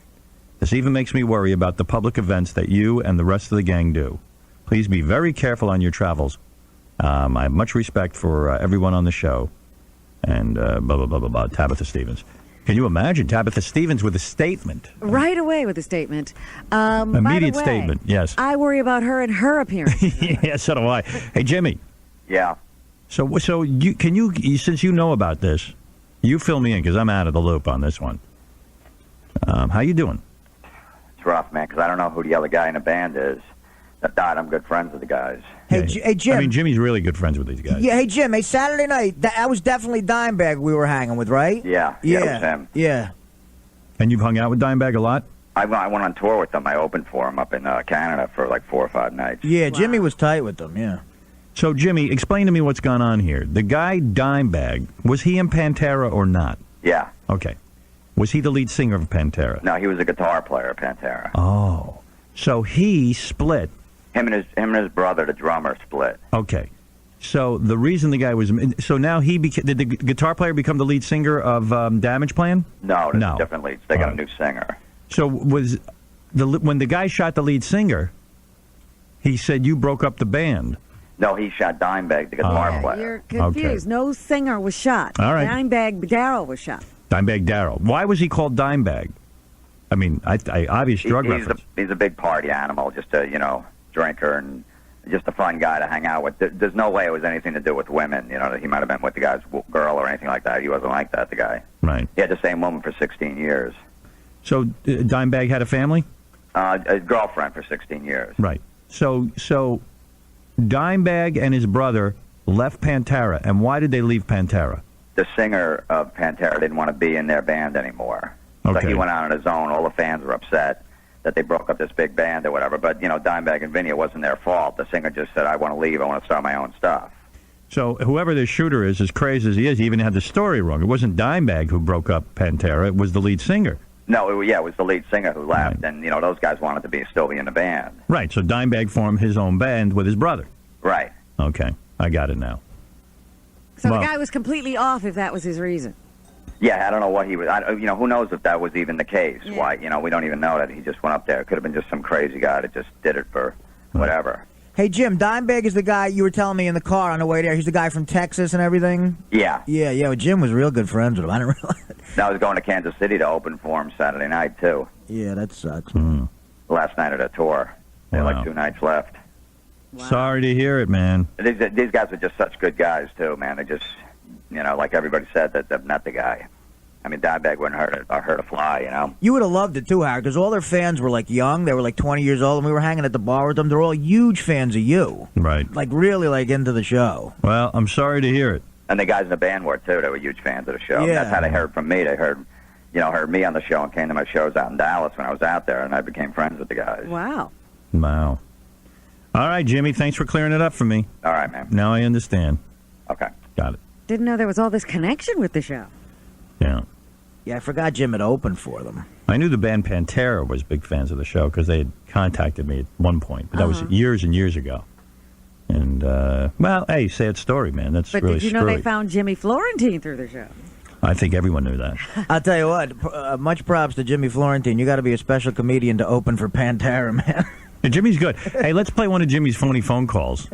That's a tough gig. Which one is his best? There's so many I never get to. I love Jimmy because what Jimmy does to telemarketers, I love. He has anybody who is annoyed by a telemarketer. Right. He says, "Hey, call this number. This is where you can reach me." And then they call Jimmy, and Jimmy tapes them. He's like a superhero. Yeah, Jimmy tortures telemarketers, and if there's anything I hate more than telemarketers, I can't think of it right now. No one deserves it more. Right. Exactly. Howard, that call is a two-parter. You've been meaning to play it. It's really good. It's a two-part call. You got Shotgun 1 followed by Shotgun 2. Which one is this? Describe this one to me. It's hard to explain, but we heard it last week when Jimmy was in 2 weeks ago, and we just never got an opportunity to get to it. But it's really, really funny, and we had to bleep out some things. That's why we had to recut it and get it to you. And what's the premise? I don't even remember, but I remember it was great. But we have also the one that you did play when Jimmy was on. Also, that was really funny. Good too. All right, let me hear this one. Hello? James. Yeah. I'm calling on behalf of your Visa card. Yeah. We needed the account number for the First Union Bank, sir. Not your telephone number. What are you talking about, my telephone number? Okay, James, the last 4 digits, sir, of your social security number. What do you... I don't understand the whole thing with the bank number and all that. It's your checking account number for the First Union Bank, sir, so we know that you're the authorized user to receive your... What checking account? What are you talking about? Hold on a second. You know what? My roommate's here. He could probably understand you better. Your roommate? Hello? What is this? What's what? Joke? No. Who's this? Steve? Steve, I need to speak to James, not Steve. He asked me to help him. He's not understanding what you're saying. He's not all sane, is he? He's not all there? He's not playing with a full deck? No, he's fine. All I asked for him, sir, was for the checking account number for the First Union Bank. What does the account number have to do with the address, though? That's what I don't understand. Oh, so you're another stupid guy, aren't you? No. Yeah, you are. You know what? We need the account number to debit the $296 from your checking account. Why are you debiting money? That's your security deposit, sir, because your credit's terrible. It's not my card. I know it's not your card, so why am I talking to you then? Well, that's what you said. You said I'm getting a debit of $296. Yo, put James on the phone now before I snap. All right, hold on 1 second. What am I dealing with, 2 clowns? Hello? James? Yeah. What is this, man? Some kind of a joke? It's not some kind of a joke. You weren't making sense before, so I figured I'd put my roommate on so maybe he can understand what you're talking about. No, sir, we just need the last 4 digits. I know, but then you mentioned First Union before. Yeah, I don't know what you're talking about. Oh, my God. You're retarded. No, I'm not retarded. You're retarded. I'm going to come in with a shot-off shotgun and blow your head off. Yeah, why don't you do that? Why don't you give me your account number before I break your face? Why don't you go yourself? Why don't you go suck your roommate's Why don't you, because you already sucked it last week. Oh, yeah, did you? How about your mother? Okay, you already did. Next time wear a condom.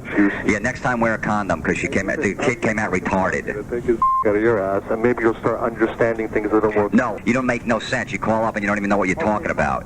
You're stupid. Yeah, you're ignorant. Now, you're stupid. Yeah, you're a fag. What's the difference? Okay, yeah, I'm a fag, but you're stupid. You sound like one, too. It's so obvious. You guys are just aren't all fags inbred? Yeah, they are. Why don't you make some sense? You're trying to sell something on the phone. You don't know what you're talking about. Because you're going to your mouth, you homo fag. Yeah. Why don't you tell us what you're talking about, dummy? Okay, dummy. Why don't you make some sense? What's so hard to understand? Because you're not making any sense. You're telling me about social security numbers and an address and a debit. You know what? Talk to my roommate. Now I got to talk to your roommate. What happened? You know what? You don't even have a roommate. I think you have multiple personalities. No, it's... You sound like the same guy, only with a squealing, girly little voice. This is the voice I was born with, sir. You were born with that voice? I feel bad for you. All right, hold on 1 second. Hello? You're a you know what? You're a bag. I'm gonna kill you. I'm not giving you nothing. Okay, prick? Yeah. Prick? Bitch. Oh. And there's a follow-up to that. My goodness. Hello? James. No, Steve. Steve. Who's this? It's the guy that just called your partner a flaming faggot. Oh, you did? Yeah. Why? Because he is a flaming faggot. No, he's not. Why is this in your ass for? What's up with that? Dude, is this how you talk at your job? Yeah, pretty much, because you know what? You guys are playing a game with me. It's simple. I asked for a checking account number, and you guys are giving the runaround. I don't appreciate it. I don't know his checking account number. How am I going to give you something I don't know? Put him on the phone right now. He's brushing his teeth. He's brushing his teeth? Why? Is he brushing all the from his teeth? I don't know. You guys call him. We're trying to get a grasp on what this is, and it's simple. You're not explaining it. I did explain it. I need the checking account number to debit your account, $296. But that's what we're not understanding, the debit part. I don't like you anymore. There it is. Hey, Howard, for the record, the kid playing Steve is a comedian named Don Jameson. He's really funny. Just giving him a plug. What's he doing over Jimmy's house all the time? They do. He's his partner, you know, so they sit there and wait for these guys to call. It's a whole setup. What's the setup look like? It's like work for them. I don't know. I've never seen it.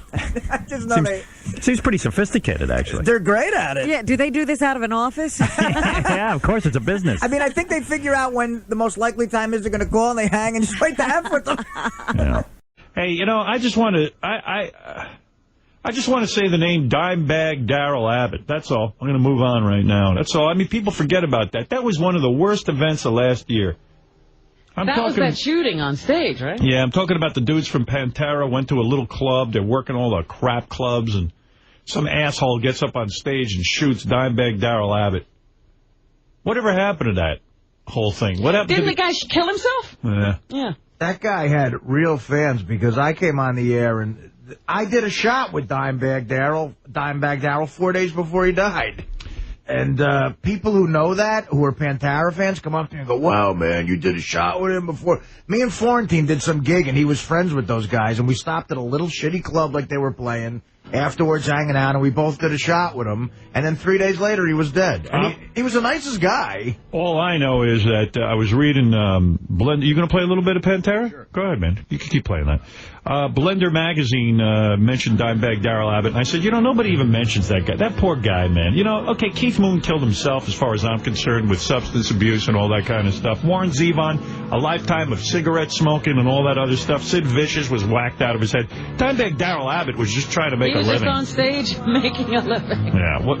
I've been a huge fan of theirs since I was in high school, and I was at the same show Artie was at. Yeah. And I hung out with Dimebag till like 6 in the morning that night. Wow. Drinking whiskey on their bus, and it still shocks me. Yeah, he bought everybody shots. He was a real nice guy, and but it wasn't. They were a huge band, but you're right, Howard. They were playing real little clubs. Well, the reason that he got shot was, if you remember, Pantera, the band, split up in 2001. Right. And Dimebag Darrell Abbott's next band, the Damage Plan, released just one album, and I think the fan was pissed off because he blamed Dimebag for breaking up the band. Right, yeah, that was his bitch. Yeah, he was like a psychotic fan.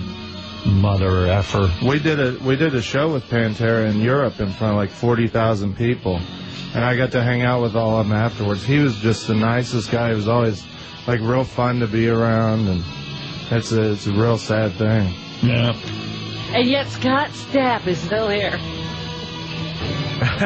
Yeah. Well, at least he's acting wacky. I didn't realize it was a whacked out thing. You know, A&E played the American Justice about Mark David Chapman over the weekend. Mm-hmm. And if you watch all the events that happened up until him killing Lennon, like his day, his week leading up, it's so creepy what that guy did. What did he do? Well, he lived in Hawaii, grew up a huge Beatles fan. He's about your age. You know? I saw the whole special on him. He decides he has to kill John Lennon. Religious bullshit is what caused him to do it. Like, typically, he goes, Lennon thinks he's Jesus, he's not Jesus. He's living in Hawaii, tells his wife, I'm going to fly to New York and kill John Lennon. She doesn't think anything of it. Doesn't call the police. See you later. Right, yeah. Well, glad to see you're doing something. Buys a gun, goes to Hawaii, goes to New York in October, chickens out, pussy's out, flies back to Hawaii, says to his wife, I'm totally cured. Now he says, I'm going to go back and just find Lennon and apologize to him. Great. So he flies back. That day he gets there at 6 o'clock in the afternoon. Lennon comes out, a whole bunch of fans there, walks up to Lennon and says, Mr. Lennon, I'm a big fan. Lennon signs an autograph. Right. He was going to shoot him right there, but he was so amazed at how nice Lennon was. He couldn't shoot him right I can't then. shoot the guy. He signed his Double Fantasy album, and he waits for 5 hours. The gargoyles on the Dakota, he claims, turned into these demons that started talking to him. Right. And says, you have to kill this guy. You have to go through with this. And for 5 hours, he waited there for Lennon to come back from a recording session, got out, shoots Lennon as soon as he says, Mr. Lennon, and shoots him. I hadn't heard the gargoyle story. That's pretty good. Yeah, like the Dakota has these weird-looking gargoyles, and the guy said he was ready to leave, and these things started talking to him. Turned into like a... I'm smart. I employ all my fans. You know what? But I really am always fascinated by the families of these people who, you know, the guy goes up and says, honey, I'm going to New York to kill John Lennon. Right. Okay, see you later. Yeah, but in all fairness to the wife, these guys make those claims every single day.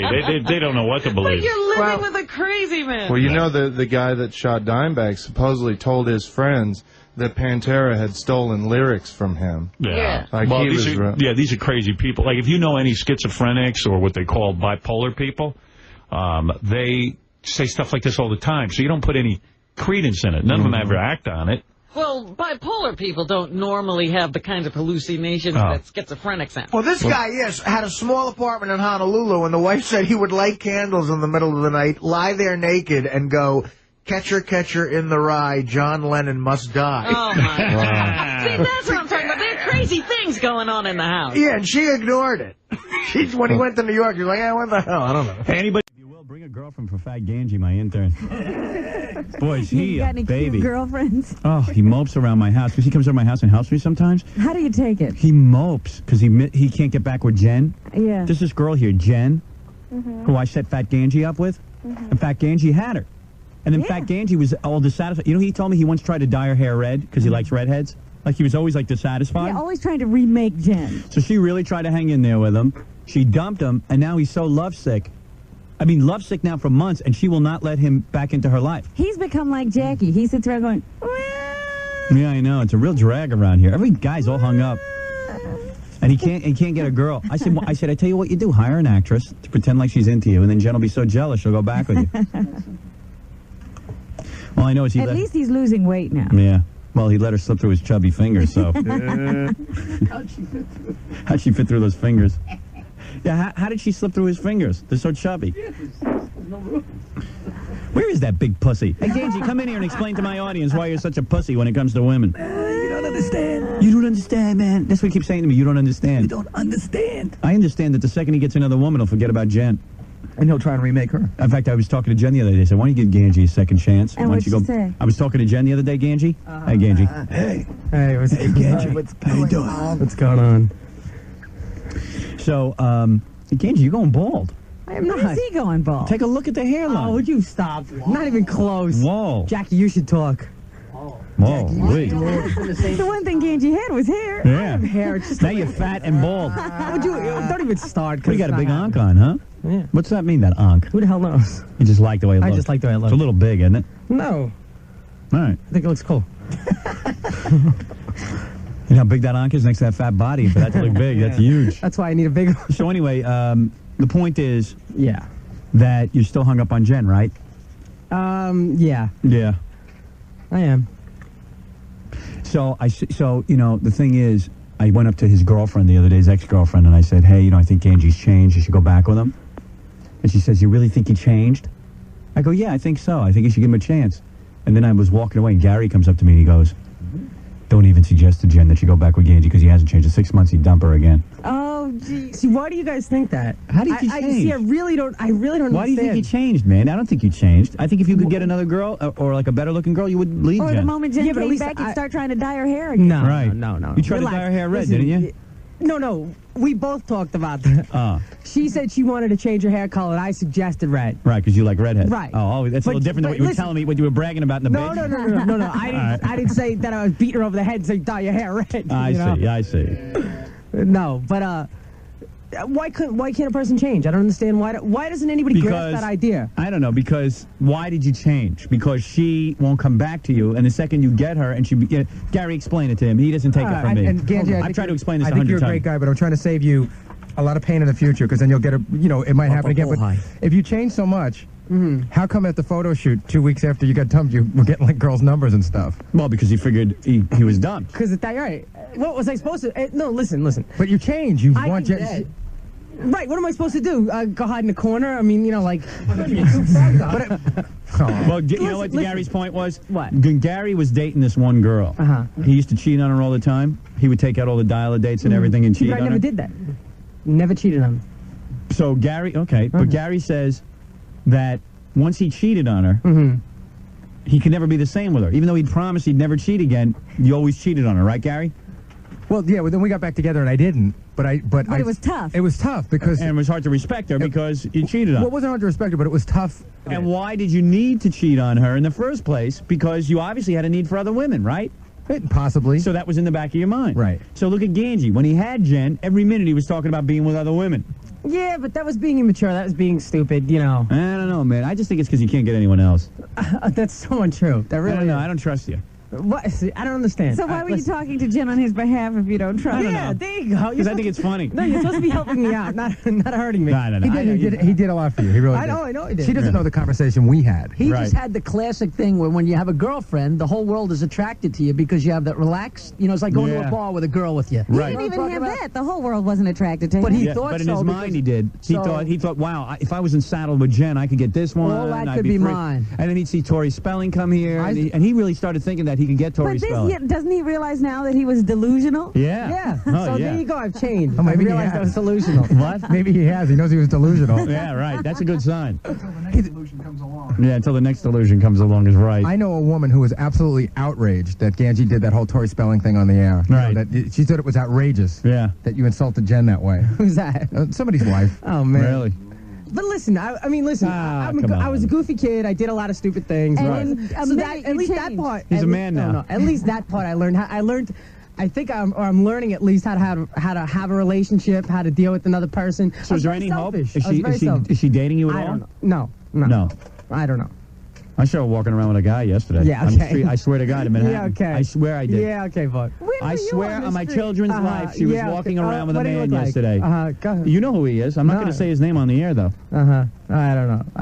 I swear on my children's life. All right, so maybe she did. She was walking around with a guy. What am I supposed to do, though? I'm not kidding. What am I supposed to do? I don't know. If she's allowed. You ever watch the video of you and Jen at your graduation party? No, actually, I haven't. Yeah. Slow-mo. Actually, I actually have gotten a lot of pictures lately, though. Like we've done, like from friends of us. Do you ever cry and stuff at night? No, not anymore. I did when it first happened. Really? You were crying? Yeah, I cried you pussy. You're a pussy. You're a fool. How dare you admit that on the air? You're an idiot. I was hurt. What am I supposed to do? Crying. Oh man. Get out of here. You're pathetic. Get out. Pathetic. Get out of the room. Pathetic? I can't. I just don't even want to look at you. That's cool. I told you. Come on, I was really hurt. What was I supposed to do? You're a douche. He was hurt because he's still continuing to drag his ass around here. I know. He drags his ass around my house. He's a douche. Get it together, man. How am I supposed to get it together? You're projecting like a loser. I don't know. Then I don't know what to do. I mean, get over her already. Live your life. Live your life, Go man. find another girl. And then you'll be more attractive to her because you're going to be so damn busy with different things. You're a young guy. You should be career-minded. Forget about women. Don't be women. Slow you down. You don't even have a career. Yeah, you're busy doing nothing. I'm doing nothing for you. So. Yeah, I wish you'd do something for me even. Lazy. Lazy. I'm going to have him working for me New Year's Eve. We're going to give him a big shot. We're going to see if he can perform. That's right. He's giving me a whole pitch here, what he's going to be doing. Yeah. Hey, my big shot. Yeah. I was wondering, am I going to be doing my water pick thing on New Year's Eve? Yes. Because I was practicing last night. Yeah, good. Oh, man. Ganji's performing? Hey, this girl's still on the phone. Yeah. She sounds real cute, man. So Fred's interested. So you want to say anything else to Fred? Does she ever have a name? What? Well, does she ever have a name? Well, maybe she doesn't want to give it on the air. Even an alias. It's Linda. Okay. Linda. Hey, Ganji, come in here. You know, I was talking to someone the other day. It's pathetic. You know about this, Steve? No. Fill me in. I set Ganji up on a date about a year ago with this girl, Jen, who's really cute. It was more than that. Yeah. They spent a couple of years together. Did anyone talk about your appearance yesterday on the show? No, not really. Why? What, did you go into seclusion? Yeah. I spoke to Ralph last night. I said, hey, what's the deal? Are you going out with Jen? He goes, yeah, he's got her number and everything. He's been seeing her. Oh, you're such No, a you're kidding me. liar. Yeah. Ralph likes her. You're such He's been out Ralph with her? likes Jen. He's been out with her. I think so. You're such a liar. Wait, you got Ralph's phone number? Go get Ralph's phone number in the other room and get him on the phone for me. Oh, man. You're such Just a bring liar. bring the number in here, Gary. I'll call Ralph. Go get it from the other room and bring... What is he doing? I don't know. He runs around like an idiot. He says he's retarded. It's the illusion that he's busy and... Did anyone comment on your appearance not yesterday? at all. And that's such a lie. I can guarantee that one. Hey, let's talk to Ralph. Yeah, let's talk to Ralph, please. You're never getting her back. She has gotten very popular. Yeah, I guess so. Oh. She didn't even know what you were talking about, that kiss part either. She had no idea what that She was. doesn't want to break your heart. Uh-huh. Yeah, all right, She sure. might hurt Well, you. she doesn't have to discuss everything with you. Who's that? Who are you talking about? His girlfriend. What's her name? Jen. Jen. You want Jen? Or ask your operator to help you. You can dial, man. What's wrong with me? I can't even dial. Did anybody comment on your appearance yesterday? No, you know what happens is, Yeah. as soon as she comes in, everybody runs over to her. Yeah. You know, every enter in the station over here, as soon as she walks through the door, it's a beeline right to her, so they can all tell her what's going on, you know. We get Ralph.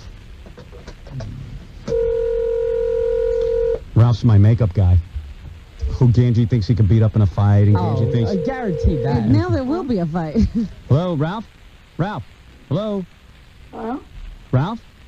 Jen? Hello, who's this? Hello? Jen? Jen? What's this? Jen? This is Howard. You're on the air. Uh, Is this Jen? yeah. Smoke her up. Oh, what?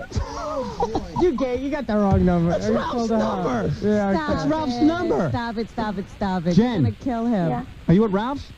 Yeah. Oh. I told you. I told you. What are you guys doing? I told you. No. Sorry. Put Ralph on the Put phone. Ralph on the phone. I knew you were gonna do. What? All right, never mind. I'm hanging up. What? I don't know what happened. I'm sorry, man. I didn't plan that. Ralph said, hey, man, I'll go on the air. What? I'm telling you, that's Ralph's number. Oh, wait a second, man. Boy, Wait a second. why is she answering his phone? I don't know. I'm telling you, this is Ralph's number. I told you, they're seeing each other. This is why your ratings are going tubes. You can't dial a phone. If I could dial a phone.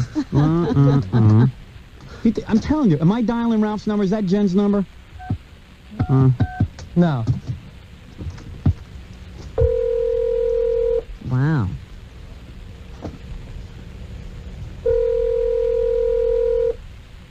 Yeah. You getting dressed? Now they're not No, gonna they're answer not the picking up. phone? Dainty just bit through his lip. Oh, man, I'm sorry. I told you I uncovered something here. Now they're not picking up. What are you doing, man? What do you mean, what am I doing? Ralph doesn't even have his machine on? Hello? Ralph. Ralph. Yeah. Oh. Hey, was that Jen who just answered the Hello? phone? Hey, Ralph, it's Howard. You're on the air. Hey, man, what's up? That Jen's at your place? Who? Jen. No. Oh, yeah, right. I just called here. Jen was on. No, what are you talking about, man? He's lying. She just picked up the phone, Ralph. No, she didn't. Yes, she did. No, she didn't. Who Yeah, picked up the phone? deny. Who picked up the phone 2 seconds ago? I just dialed your number and Jen picked up. I don't know, man. You must dial the wrong number. You're telling us there's no girl there? You mean I dialed the wrong number in Jersey and got Jen. and got Jen? Well, I don't know, man. You've done it before. You're always dialing the wrong number. Why would we get Jen? Why is he so wide awake? And why are you awake? What do you mean you got Jen? And what are you doing awake? Sometimes I get up early. Oh, when? Can I get up early? Ganji. What? What are you guys doing? Okay. Hey, Gan. Hey, what's up, Ralph? You like Jen? Yeah. What do you mean? I like everybody. Did you get Jen's phone number? We're just busting your balls, Ganji. We called Jen's house Yeah, first. I know. Then, come on, we had you going. Yeah, for a second you did. For a second you did. Yes, come on, man. That's gonna be your worst nightmare. While I went out with her. Ralph, are you interested in her? Seriously? You know what? If that whole thing, yeah, sure. Why not? No. Yeah, I heard you got her number. No. Did you kiss her the other night? Did you kiss her the other night? I gave her a tongue kiss goodbye. Did you kiss her goodnight? What's a little kiss between friends? Told you. You did though, right? No, I just gave her a goodbye kiss. Like, see ya. I'll tell you who was going nuts over there. Kevin McMahon. Yep. He's a big-time producer now, too, on Geraldo. Oh, yeah. No, he's nothing. He's not We love torturing Ganji because he cries over his girlfriend. He lost her. And it's funny to watch him mope and cry. Oh, yeah, Have you it's ever cried? real thrilling. D, have you ever cried over a woman? Ganj, man, it's been like a Not year now, intentional. hasn't it? What? You don't cry over a woman, right? Never. No. That's like a pussy move. Isn't it? And Seriously. if you're gonna cry over Ganj, don't let everybody know. Yeah, but I'm constantly being tortured now every day because of it. You should have seen his face when I said, hey, I'm calling Ralph's, and then Jen was on. Oh, that deadly silence told all. I called her house first. Oh, good. They're not really together. Good. As far as you know. Who knows? Maybe I made a mistake. Maybe she was call forwarding. Yeah. Gotta let Jen get back to sleep. She's a sweet girl. Yeah. Yeah, she is. You ought to go. So you think Kevin and Jen are going to hook up? I could see that happening. Did they exchange information? No, but Kevin was sitting next to me going, who's that? Who's that? That's Jen? And who's she going out? That other guy, Mikey Stein? What, is she nuts? And Kevin's like, oh, wow, she's great. She's great. You're going to lose her, Ganji. I mean, Kevin's head was about to explode. Wow. And Kevin always gets the girl he wants.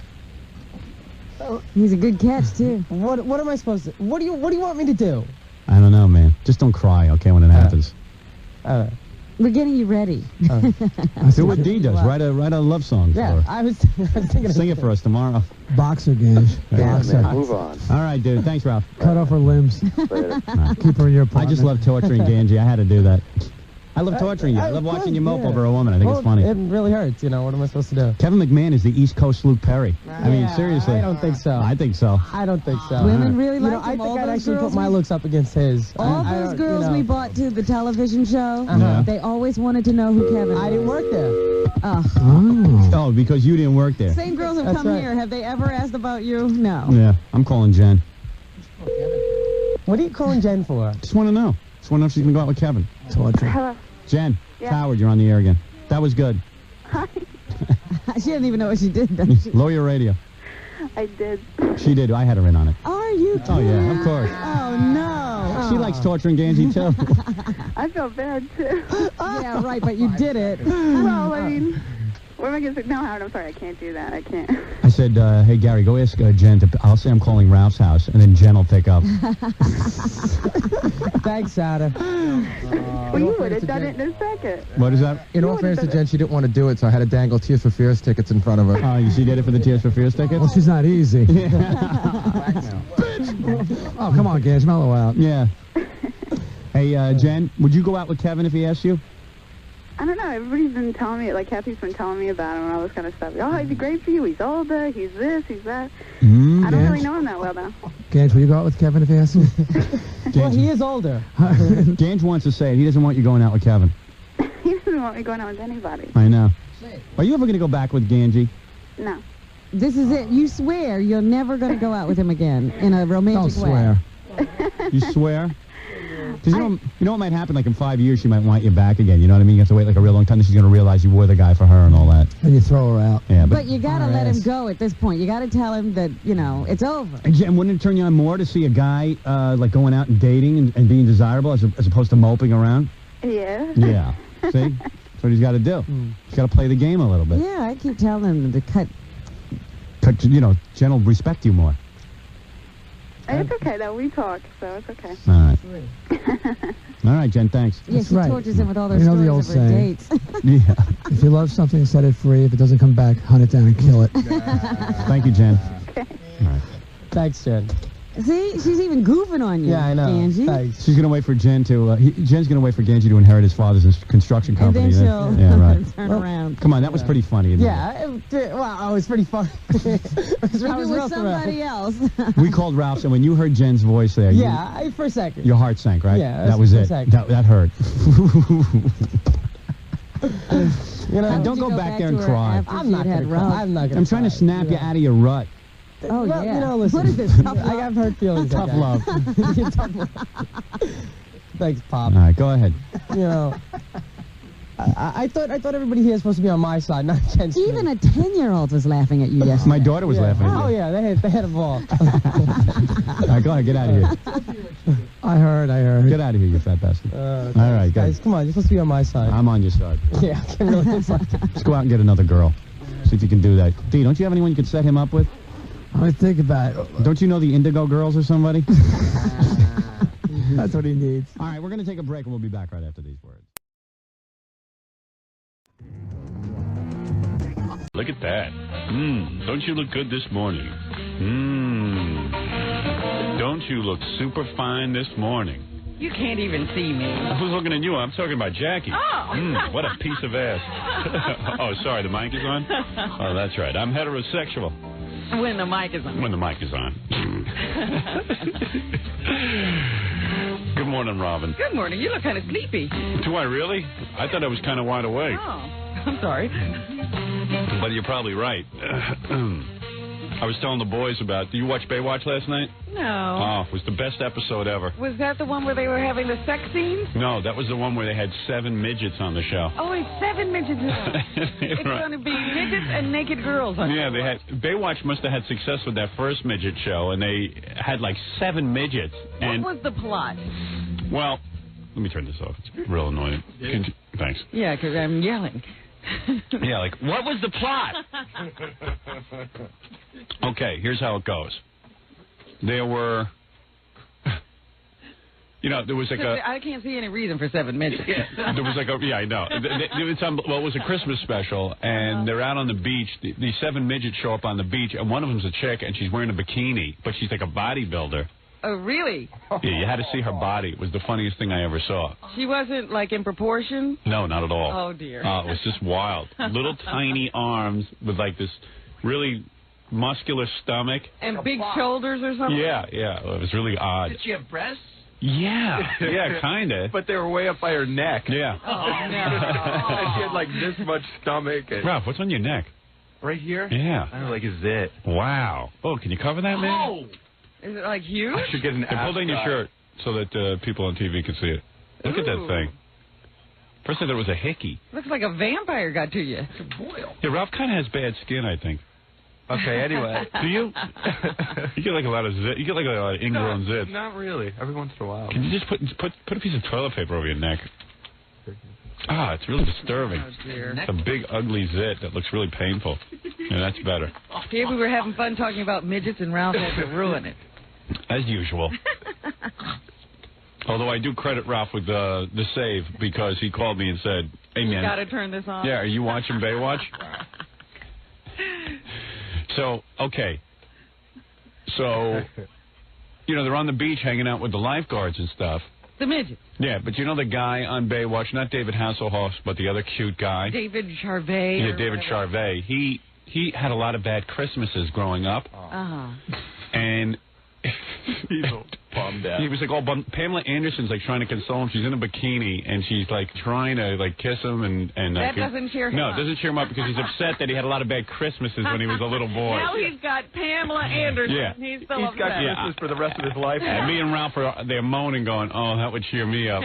I wouldn't care how many bad Christmases I had." This makes up for it. Yeah, so I wouldn't care if my mom died. he's so bummed out, but all of a sudden, as he's being a lifeguard, these 7 midgets show up with the girl, and they, you know, they hint to him that they work for someone very strange, but they can't talk about it. And he is very curious, you know, in his way, and suddenly one of the midgets starts drowning, and he has to save the midget. And it's really funny when he pulls the midget out of the water because he's sweeping him up in his arms. Right. And then the midget goes, ever since we started working for Nick, and the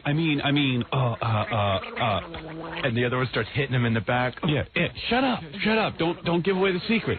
Are they good acting midgets? No, or are they bad? They're awful. And there's one of the midgets, one of the guy midgets, was identical dead ringer for Jackie the Joke Man. Oh, no. I swear, because Ralph and I sit there and go, look, it's Jackie. Oh, yeah. And it's Jackie on the beach and Jackie running into the water. Jackie, that's what he went out to California to do. Like running to his jetty. I said, hey, did they produce that show that quick? I want to see this. It's Jackie as a midget. That's so funny. And the guy's like Jackie's age and everything. Oh, boy. So it got me to thinking that we should do a TV special where it's like, the Howard Stern show kids.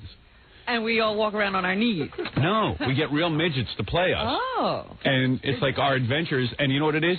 We're all young, we're little kids, and like there'd be a young Robin and a young Howard with the long hair and the big nose and the glasses and everything, and then a Jackie. And the whole plot is that Jackie can't get beer because he's too young to get That's beer. right. He's always trying to scheme to get somebody to go get his beer. Right. So we have to... What? It's a tragedy. It's a tragedy. And it's Jackie, it just would be very funny. Like the Little Archies, remember that? Right, Little Archies, the Little Howard Stern show. And instead of puppets, we use, midgets. Mm-hmm. The only thing funnier than puppets. Moving puppet. At what point was this show like an absolute insult to your intelligence? About 5 minutes How did they sit down and say we got to work 7 midgets into a show? Wait. So you got to hear why this. are the midgets always drowning? So the midgets and the midgets. Every time they get near the beach. Oh, and you know what's funny? The one midget goes in, and all it was like a little wave. And right away he's under. And people are under every 2 seconds on this beach. Because right before that, someone else had been drowning. This kid who swallowed a candy cane and fell into the water. Christmas is dangerous. Can I ask a really stupid The kid was sucking on a candy cane and he inhaled it and he was choking. At the beach. So they rescue him. Pam Anderson rescues him, and they have to give him the Heimlich maneuver so the candy cane pops out. Right. And then they always have that same scene where on the beach and the guy's almost dead, and then all of a sudden they give him the breath of life. And the guy's, water pours out of him. He jumps up and walks home. Yeah, and he's fine. He coughs. Question. What are Santa's elves doing on the beach in San Diego in December? I'll tell you what happened. You didn't find out yet. Yeah. Oh. Yeah, well, why don't you give it away? Oh. So anyway, what's the matter, Jackie? Anxious? I had to sit through 2 hours to find out why they were there. You made it to the end? I watched about it. Yeah, it was a special. I watched about an hour 10, and then I clocked out. Allison came in and goes, "What are you doing?" I said, "I'm watching a show. I'm in the middle of it." She goes, "You have to go to sleep. What are you doing?" I go, "I don't know. I'm caught up in this episode of Baywatch." I tried to go to sleep. I was like, oh, yeah, we're a little bit long. 2 hours? 2-hour Baywatch. It's a Christmas special. So what happened was... I threw a tape in. Santa was such a slave driver. Oh, Santa was a bad guy? In fact, one of the midgets goes, "Santa's a real sleigh driver." See? Our boss is a real sleigh driver. And then, the guy from Baywatch starts to catch on that perhaps these are Santa's elves. I was going to ask you, how long does the dense character take to figure out that these are Santa's elves? It takes him about an hour because what Santa's elves do is they decorate his beach house in Christmas stuff. And then all of a sudden, when he goes to thank them, they disappeared. Oh, boy. So he realized. Wait a minute. They fell in the water and almost drowned, yet they have the ability to disappear? Yeah, disappear magically. Oh, but they can't swim. But they can't swim. One thing they can't do is swim. I want to meet the people who write Baywatch, because I got to know who comes up with this stuff. The people who write Baywatch. They dressed up the shack in like 2 seconds. Yeah. Like he turned around and then it was all decorated. Yeah, because they're magic. Yeah. Dope. But they can't swim. But they can't swim. They're magic, stupid. I couldn't figure out how that happened. I can't see any way this could have been worse. Well, then there was another subplot. Wait a second. Well, yeah, but I don't know if that's that interesting about the little girl who was a boy. A boy. What? There was this little boy who His forget mother it. dressed him as a girl? Her mother forget it. Hot. And the lifeguards had to save him, too? The mother looked like a penthouse model. That's all that mattered. And that's all. She was a con man with her daughter, but that does, I'm not even going to go into that. But the point This was, sounds like way too complicated a plot. yeah, I don't know if you could have followed it. It was very complicated. Only guys can follow That's it. right. David Hasselhoff had a love interest, some hot chick. Oh, he's not married? He just has a kid? Yeah, he has a kid, but conveniently his wife is gone. She drowned. Yeah. She almost drowned a couple of weeks ago, actually. She came to visit him with some guy that she was involved with, and it was not good for her. And David Hasselhoff went in and saved her and him. And Did he have to give her the breath of life? Yeah. Oh, yeah. People would just stay away from that part of the beach. Yeah. Sounds dangerous. It does. It sounds like there's a terrible undertow or something. There are people constantly drowning on like that. an eighth of a mile stretch. Nobody can swim in California. Really oh, where's that Baywatch? Where is it? The Bay? Is that a bay? It's supposed to be. I don't know. I've never watched the show. Where is it? We should go visit there. Yeah. Where's it supposed to be? Santa Monica. Santa Monica. Santa Monica. Yeah.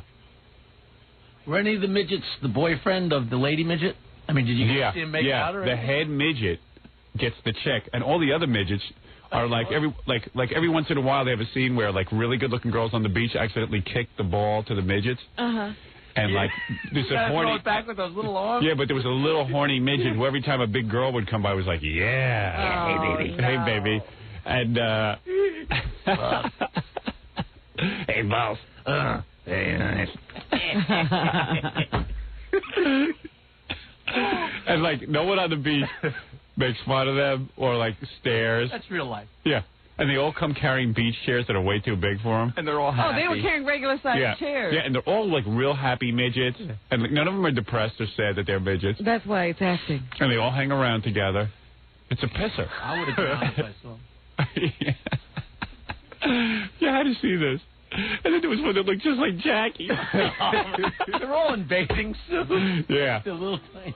Yeah. And the girl. Even had a little gut. The little girl. There was only one girl?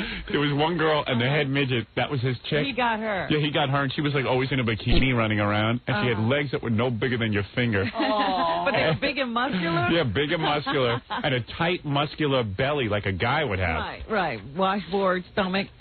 And arms that almost don't exist. They look like fetal arms with the little tiny hot dog. Like flippers. And the little tiny blankets, you know, those hot dogs in a blanket fingers. Right. Yeah, the sausage fingers. A sausage finger. Stubby. Thalidomide babies. He had a girlfriend and stuff, and she was like real concerned when he was drowning and junk. Yeah, I mean, how often does she get a guy? Would you have done that, midget? No. No, me neither. I don't think Me neither. And she was probably like really good looking in the midget community. Yeah. Right? I guess your whole outlook changes. Yeah. Well, they have seemed to hit on something here in Baywatch. I tell you, I couldn't turn it off. And I guess we'll be seeing more midgets. Midgets and bikini girls. I don't know. It's just a ratings. It's a combination that works. It's a ratings powerhouse. They might as well glue your dial. Yeah. I couldn't get to sleep. I broke off all the other channels on the box. You always thought it was lesbian. Now you realize it's girls in bikinis and midgets. Yeah. Well, lesbian midgets is the next show. Yeah. But it's so funny how on Baywatch everything is politically correct so that nobody on the beach is reacting to the midgets. Right. Midgets get treated like everyone else. Yeah, and it's real funny. Like the lifeguard always like squats down in the sand so he can talk to him eye to eye. And well, isn't that patronizing? Yeah, that's a little. Yeah. But it's really, and he always talks to them like they're babies. Right. Yeah. Everybody talks to midgets either like they're children or hard of hearing. Yeah, right. You got to talk louder. And like there's all goofy music when the midgets come on the beach. It's like. Hello.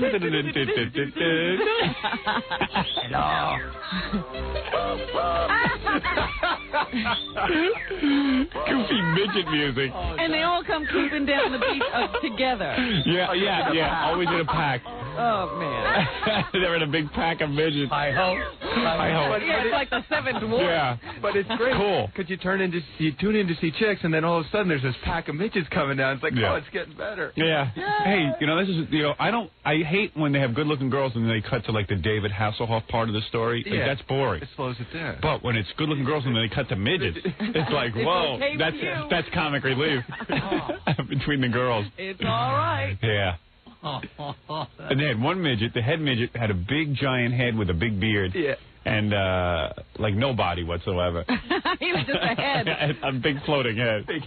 And I like that first shot of them walking up the beach, dragging their beach chairs and coolers, and like they're carrying all this stuff. Like, they got regular-sized coolers and everything? Yeah, I mean, I know if I was at Jones Beach and there was 12 midgets who all walked out onto the sand, it would stop the beach. You would move your chair. Move it. I mean, I would, like, it would, like, stop the beach. Instead of facing the water, you turn around to look at them. Nobody's looking at it. But on like Baywatch, a magnet, you know, all the blankets would... Yeah, right. Right. But on Baywatch, the only guy who even seems to notice is the lifeguard, and he's just, like, not thrown by it at all. It's like, hey, guys. Hey, what are you up to? Hey. All right.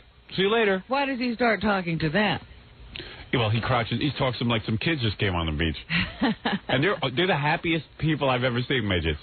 They're more happy. Hi, everyone. They're it's more no big happy deal. than David Charvet, and he's got Pamela Anderson. Yeah, right. And David Charvet's all upset.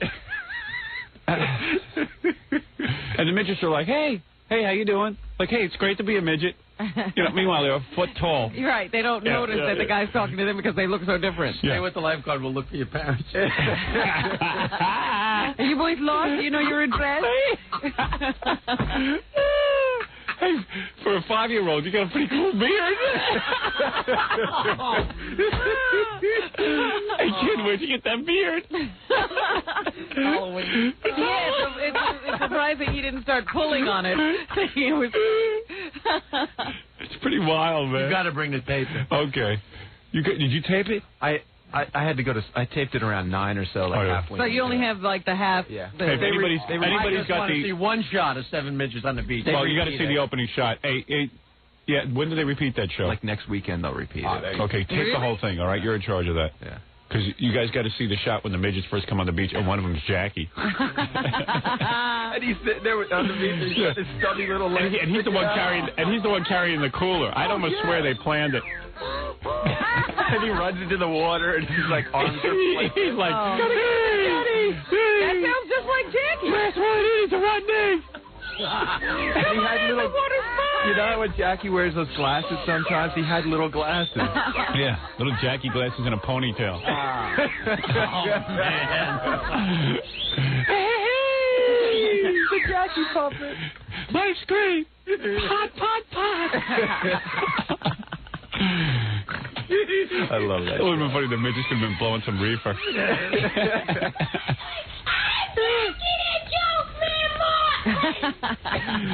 You get him. I'm going to produce Howard Stern midget show. You have to audition midgets. They're going to have to show up here. Yeah. I got to take a break. We're running late. I started reading your book. Oh, yeah? Yeah. Robin gave me some chapters to read. Done? No. How dare you? Almost. Not quite.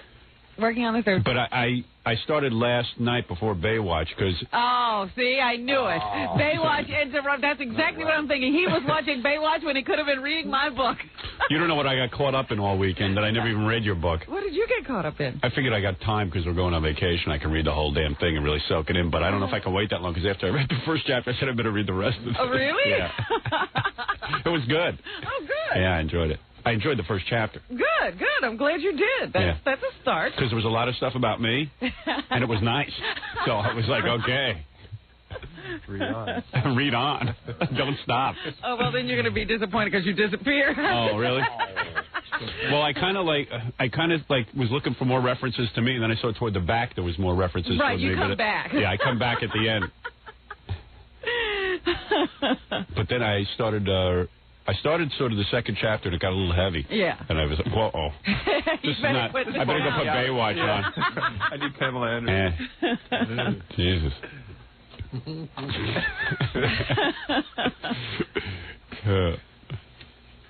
But I'm not that deep into it yet, but it's pretty good. It's real good. I got really caught up in it. Oh, good. Well, because I until Baywatch and the midgets. Well, hey, come on. I'm a guy. I can't compete with Baywatch girls and midgets. Well, there were no naked pictures of you in there. You should put some pictures of midgets in your book. I'm going to put a midget on every page. Yeah, just do that. Even though it has nothing to do with the story. Work it in. No, but Robin's book is like serious. Yeah. Yeah. Are you sure you want to read it over vacation? It'll kind of bum you out. No. It gets better. I mean, it's a nice. It has a happy ending. It's not all down. Chapter 3, you should date 6 midgets. You know what? I'm going to throw midgets in this. If you want to win, you better put midgets in. Robin's laying on the couch with these midgets. I have to save midgets. I got to admit, the book was spectacular until I got to the pages that didn't have my name. I was like, hey, come on, what about me? Where am I in this? Wasn't I in your childhood? Wait a minute. You're 11 and I'm not there. Yeah. Let's get back to me. Yeah, you know, unfortunately, you're the hero of the book. I saw Fred mentioned in the book, though. Fred gets mentioned a couple of times. It was pretty funny what you said, because I flipped to the back. Oh, no. There was one line. I read it. I know what it is. I was looking forward to seeing Fred, and then when I saw him, he didn't say anything. I can see this is a complimentary book towards me. I debated and debated. I said, can I leave this? And Fred is going to hate me. But this is exactly what happened. He already hates you. He already hates you. It's too late. So I might as well leave it. Yeah. Fred, in all fairness, I just caught your name, and I looked at the ones. You might be in there other places. Any mention of my name in this book is very uncomplimentary. Oh, so now, Fred, just consider this say that? Now that you wrecked his holiday. Although I read a couple of things about me toward the end that I have to take up with you. Okay. Because I don't think you're accurate. Okay, well, that's why I gave it to you. I wrote down 3 things that I want to take up with you. Okay, Miss. there were. Believe me, I said my perception could have been off. Yeah. It could have been. It was. But for the most part, I was really, even the parts you made up about me, I liked. And there was one person that I thought in the first chapter you were a little hard on that I want to talk to you about. Oh, I don't even know what that could be. I don't remember the first chapter. You don't have to listen to me. Well, maybe you're the right. Maybe you have the right take on it. No, I thought you were absolutely right about the person, but it's too harsh. I just was wondering how it would impact the rest of your life. Who could that be? Jackie. Oh, I think I know. Yeah, you know. Sounds like Gary. No, Gary's name is mentioned about twice in the book. I didn't even see Gary's name. But I didn't read that. Yeah. But Gary doesn't even... I'm trying to think. Gary's mentioned once in the first chapter. Yeah, okay. Yeah, right. Is he? Yeah, I just happened to mention his name because he worked his way into the studio. I was so busy reading my own references that I really didn't pay attention to... Did you highlight them with, like, a yellow mark? Of course. Framed them. No, all right, let's take a break, Robin, and then we'll be back right after these words. I'll tell you what I was caught up in all weekend. Right after this. Oh, my. All right, Papa Fooey, who do you got on the phone? Well, I've been burnt before by people posing as celebrities. Of course, there's Madonna's sister and Joe Pesci, but this guy really seems to pan out. I'm pretty sure on the phone. And Brando's barber? Christian Slater. Christian Slater? Really? Oh, cool. I was just watching Christian Slater. Is this really Christian Slater? Yeah.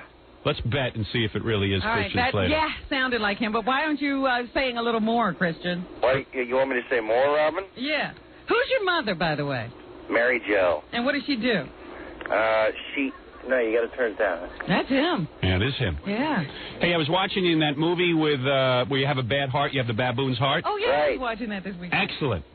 Thank you. I love that movie. I watch that all the time. I'm a real sap for stuff like that. I love your show. Do you really? Yes, I do. So why don't you know who you look like? You look like Fred Norris. Have you ever seen Fred? Have you ever seen Fred? I haven't seen Fred. Look in the mirror. Where are you? There he is. What are you doing calling in? What are you with some girl? No, I have been up all night, but I'm not with any women. I'm on the set. Oh, no kidding. He's on the set with one of your favorite women. Who? Mary Stuart Masterson. Oh, she is a knockout. Can you get her? You can I have some good scenes with her. You have some scenes with her? Yeah, some lovely, wonderful scenes. She strikes me as being real serious and uptight, but I bet you when you get her in the sack, she's pretty warm. We've had a wonderful time. We've had a wonderful scene on a bed of roses, actually. Who's your girlfriend? Nina. Model? No. Actress? Just a wonderful girl. No kidding. Yeah. Yeah, you were good in an interview with the vampire. Thank you. Good job. What's there going to be a sequel on that? We'll see. Would you come back in the sequel? Would I come back? Yeah, because he just got bit, and he's turned into a vampire. He gives him his wish. That's right. Lestat gives him his wish. He says he'll give me the choice. Whether you live or die. Yeah, but he hasn't drank the vampire's blood yet. But we don't know what his choice is. Yeah, but obviously in the sequel, he gets to come back and do his thing. Oh, you've written it, huh? Well, I've read the books. We'll just have to see what choice I make. Hey, so how come you're calling in? Just to say hi? Yeah, because I was sitting around You know what it's like on a movie set? You just sit around. No, actually, I don't know what it's like on a movie set. Well, you'll find out when you do your life story. And what do? You have your girlfriend come by your trailer and stuff? Yeah, she hangs out. Oh, that's a nice life. Yeah, that's what I would do. I just have sex with your girlfriend all the time. With my girlfriend? Yeah. Oh, He's got the life, man. You got the life I should be living. You have a great life. I don't know. You got a pretty good physique, man. When you take your shirt off in that movie? Yeah. I thought your chest was kind of nice. Did you like it? You look like a guy who was going to die. You know? Yeah, he didn't. It didn't make sense that you die in that movie because you were catching hockey pucks. Yeah, but I had a huge scar down my chest. I mean, come on. The best scene is when you beat the crap out of that guy. Did you like that? Yeah, the two guys who try to rape. What's her name? Marissa Tomei. Yeah, she's got some hot little body, but the face, I don't know. She's adorable. Yeah, I mean she's okay, but you know. She's an Academy Award-winning actress. You see her naked? Have you ever made love to her? Marissa Tomei? Yeah, you get a lot of Hollywood girls, right? I mean, you don't tie yourself down. Well, you're retired, aren't you? No, I am tied down. Yeah, right now you are. I'm tied down and very happy. What's some Christian Slater dirt? Do we know any? Well, he used to have a little problem. With what?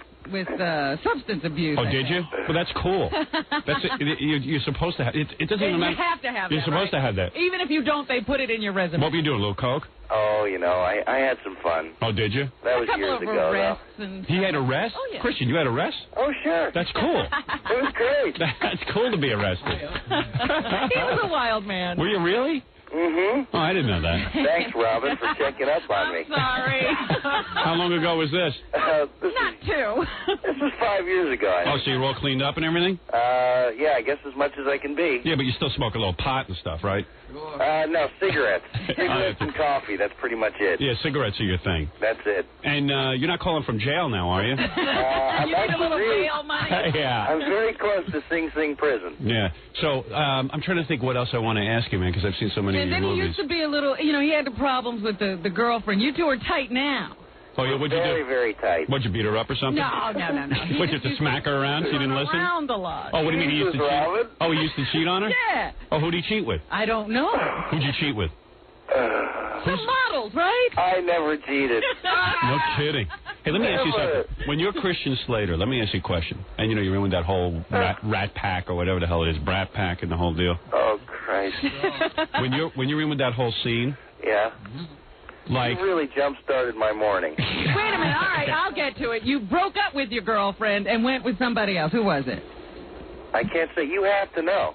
By the way, you were great on that Will Smith thing the other night. Oh, well, thank you. Yeah, it was wonderful. What Will Smith thing? Yeah, they reran my Fresh Prince of Bel-Air. Oh, no need to compliment Robin on that. Come on, he's great. To get me off his case. Yeah. I must win her over. Before she destroys me. So what's this movie you're working on? This thing called Amelia and the King of Plants. Amelia and the King of Plants? There you go. Do you think that's a wise follow-up to Interview with the Vampire? I do, actually. It's a very nice love story. I don't like the name. They ought to switch it. They're going to change it. Yeah, they have to. You can't go with that. They will. And what you get? This is the working title. And you and Mary Stuart Masterson fall in love? Yes, we do. You ought to give her a word of advice, man. In the last couple of films, she's looking a little raggy. She ought to wear some hot clothes. Is she going to be hot in this, or She is gorgeous in this. Okay. She's breathtaking. Really? Another Benny and June kind of character. Yeah. No. She's a very she's a businesswoman. She's very, very sexy. The best movie she ever did was with Eric Stoltz. I watch it on HBO all the time. When Some Kind of Wonderful. Is that what it's called? Yeah. Wonderful. That's a great movie. That is one of the best movies ever made. I've watched it 19 frigging times. And she was gorgeous in it. Yeah. Her blonde hair. Yeah, she was real hot in it. And I don't know. Tomboy character. Now all of a sudden she's trying to do like a Jessica Lange thing. Yeah. Like, let me see how ugly I can make myself. I was watching her in Benny and June this weekend. Yeah, too. yeah, with the snot running out of her. But then I also saw her in that movie with all the women, the Western. Yeah. Oh, Bad Girls. Hey, how is anybody naked in that? Well, just Drew Barrymore walks around in a T-shirt, no bra through the whole movie. Hey, Christian, you ever get her? Who? Which Drew one? Barrymore. No. You got close, though. That was a long pause. What'd you get to third base? Christy Turlington. Oh, is that who he had? That's who it was. Oh, my God. What's it like when Christy Turlington gets naked in front of you for the first time? Are you out of your friggin' mind, or are you saying, hey, I'm Christian Slater, why should I be out of my mind? I was drugged and kidnapped at the time. Christy Turlington, how'd you meet her? I have no recollection. He was at one of those fashion shows. You go to those fashion show things? Once. Let me tell you something. That's something I wish I could be single. I would go to all those fashion shows. No, you don't. Yes, I would. I'd sit there and I'd go back and meet the... What's so bad about it? Why wouldn't I do it? It's a nightmare. It's a nightmare. What? You sit there at the runway while the models walk down and you pick out which one you want because you're famous. It's horrendous. Oh, please. It's a bad scene. I mean, the only dark side is you got to meet Mickey Rourke. Other than that, it sounds kind of cool. No, it's hideous. Who else did he have? Winona Ryder. Oh, yeah, that's a girl I'd like to have sex with. That. Now, I'd like to have that one. Who's with her now? Skinny little waist, but big breasts. You think those are breast implants, Christian? I don't know. No, they're not, actually. Really? You do know. What's it like? What's it like, man? What's it like when these girls take their clothes off? Can you hold out a long time? Models. That's not a problem. How do you hold out? You just do. What do you think, of garbage or something? Oh. What do you do when you're in bed with Christy Turlington, man? I don't care how, what your opinion is of yourself. You got to be sitting there going, oh, my God. I mean, look at this. This is perfection. I would just, I don't know. I would. The best thing to do is just to be with a real woman. Now, Nina is a real woman. No, Nina's not the final resting stop for you, my friend. Nina is the greatest creature walking the earth. Is she there now? No. What are you doing up this time in the morning? I'm working. At 3 in the morning? It's not 3 in the morning. No, he's up in Ossining. For me, it's 10 of 7. Oh, I didn't know that. Oh, you're shooting in Ossining? They're on location in New York. Oh, he did say he was near things. He also did that movie where he plays a disc jockey. Remember? Yeah, I saw that one. I like that movie. Yeah, it was good. Pump Up the Volume. And that girl had a great body. She was naked. And Samantha Mathis. He was all over her in that movie. I don't know if he got her in real life. What a She was great wonderful. Wonderful girl. So tell me about Christy Turlington. That one appeals to me. Forget about Nina for a second. I can't forget about Nina. What do? You travel with Nina? I mean, do you bring her places? She comes and visits. What does she do for a living? She writes and produces. Super. So she's basically doing nothing. She just hangs around with you. No, she produces music videos. Oh. Yeah. Like which one? She produced one for a friend of ours, a guy by the name of Robbie Rosa. Do you know him? No. Great performer. And the video turned out beautifully. And she's a very sexy woman. I don't know if you've ever seen a picture of her. No. Adorable. Who are your friends? Who are my friends? Yeah. Who are you friends with, Nicolas Cage? Oh, I love Nicolas Cage. What, do you hang out with him? Do I hang out with him? Yeah.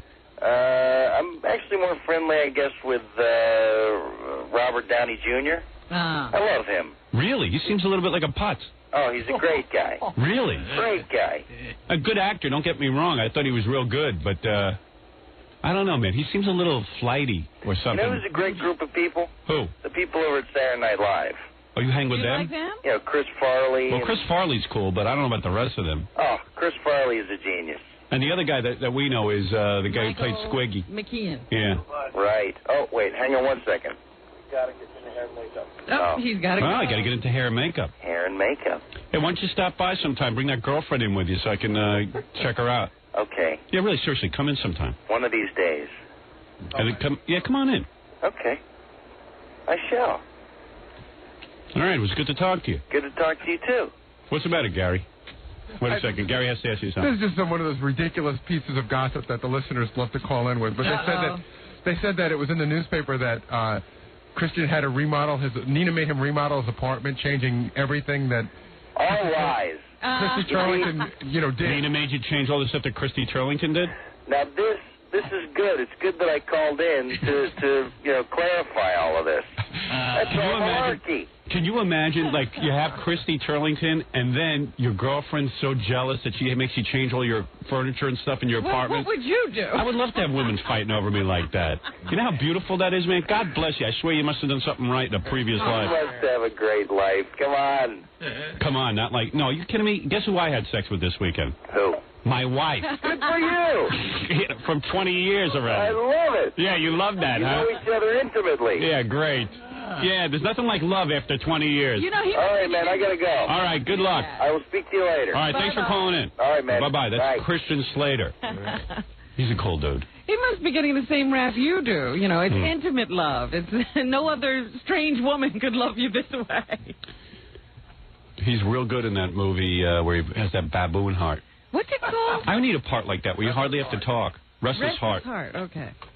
Because I did see bits and pieces of it this weekend. It was on cable. Marissa Tomei, she looked kind of cute. They had one scene of her in a little tiny, like, T-shirt, and she's, like, squatting down on the floor. What? It's Untamed Heart. Untamed Heart? Untamed Heart, yeah, okay. It's a hard stuff. And Christian Slater plays this moron. Well, he turns out not to be such a moron once they start talking to him. Yeah, but he's like retarded because he believes everything the nuns told him that he has a baboon heart, and then all of a sudden he's a genius because he read all these books and he knows all about like he's a great guy who it's barely almost like he's an idiot savant. Yeah. Because he's so bright, but all he can do is mop floors or something. Yeah. I love little love stories like that. You know, where the guy turns out to be a cool guy and all of a sudden chicks are interested in him. Yeah, he's not supposed to be able to get the girl, but he gets the girl. I was always waiting for that to happen to me. You know? Blossom. Yeah, like I was going to blossom. Like I'd be working in a place and some girl would notice me and all of a sudden I'd be the catch.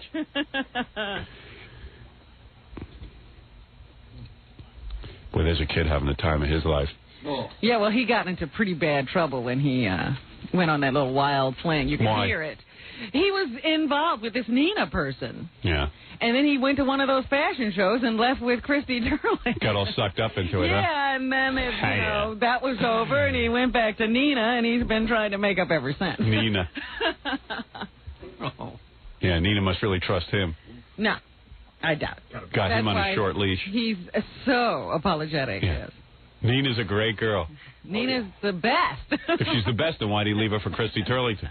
That was insanity.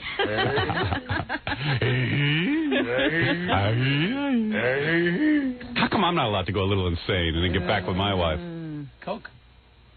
Coke? Get some Coke. Get some Coke. All right, I got to take a break. Have an excuse. Yeah. All right, I'm going to take a break. Wasn't me. And then... Jackie must have used that one. Yeah. Hey, Jackie, by the way, when we come back, you have to tell me what happened with your acting debut. Yeah, we want to hear No. Las Vegas, wasn't it? She's being awfully quiet about it. Well, you didn't ask about it. I didn't want to go. I don't think I'll be getting any awards. I got to hear now. All right, we got to take a break, and we'll be back right after these words. Hey, douches, it's the Howard Stern Show. What is it, Fafa? I thought you wanted to talk about the football teams. I want to talk about a lot of stuff. There's a lot of things I need to talk about. I know. I was going to ask you because I didn't realize we're getting down to playoff time in football. Well, it looked like the Jets were going to be in the playoffs, and now and it looked like the Giants were out of it. Now the Giants are going to be in it. You're kidding. No. That's amazing. Well, they're close. I mean, the Giants have a chance, and the Jets no longer have any chance. Jets are out of it. They blew it. They were winning. Yeah, they were doing great. They were 7 minutes away. They were 9 minutes away from being in first place, and now they're in the cellar. Yeah, it's really weird how football works. I know. 3 weeks they were they were there. Yeah. 3 weeks ago. My friends were talking about flying down to Miami. We were going to get Super Bowl tickets. I know. My brother-in-law was already lining me up with Super Bowl tickets. Well, this is the thing. I don't understand how all of a sudden the Giants are being quoted, their scores are being quoted on the radio, and the Jets are gone. Yeah, because the Jets are no longer a factor in their division, in their whatever it is, their division. They were tied. It was like, was everybody doing about the same? Right. Yeah, and the Jets came on, and all of a sudden, like the two most important games that could have either gotten a wild card or gotten them actually into the playoffs, they just blew. And then they lost on Saturday, which killed any chance. And now they were as over as Springsteen. But the Giants went 3-0, lost 7 games in a row. Yeah. Right. And then just won 4 in a row. So now they're at 7-7. If they win 2 more, they could be in the playoffs. But explain it's because Philadelphia screwed up so bad that the Giants... Right, but still the Giants are still 7-7 no matter what. Well, I understand that Buffalo is in trouble, too. They're done also. Yeah? They got the Jets record or close to it. Which is weird. Yeah. Which is weird, strange stuff. Yeah, weird. Weird, just out of nowhere. Weird. Weird stuff. Wild. Wacky. Wacky. What do you make of all this?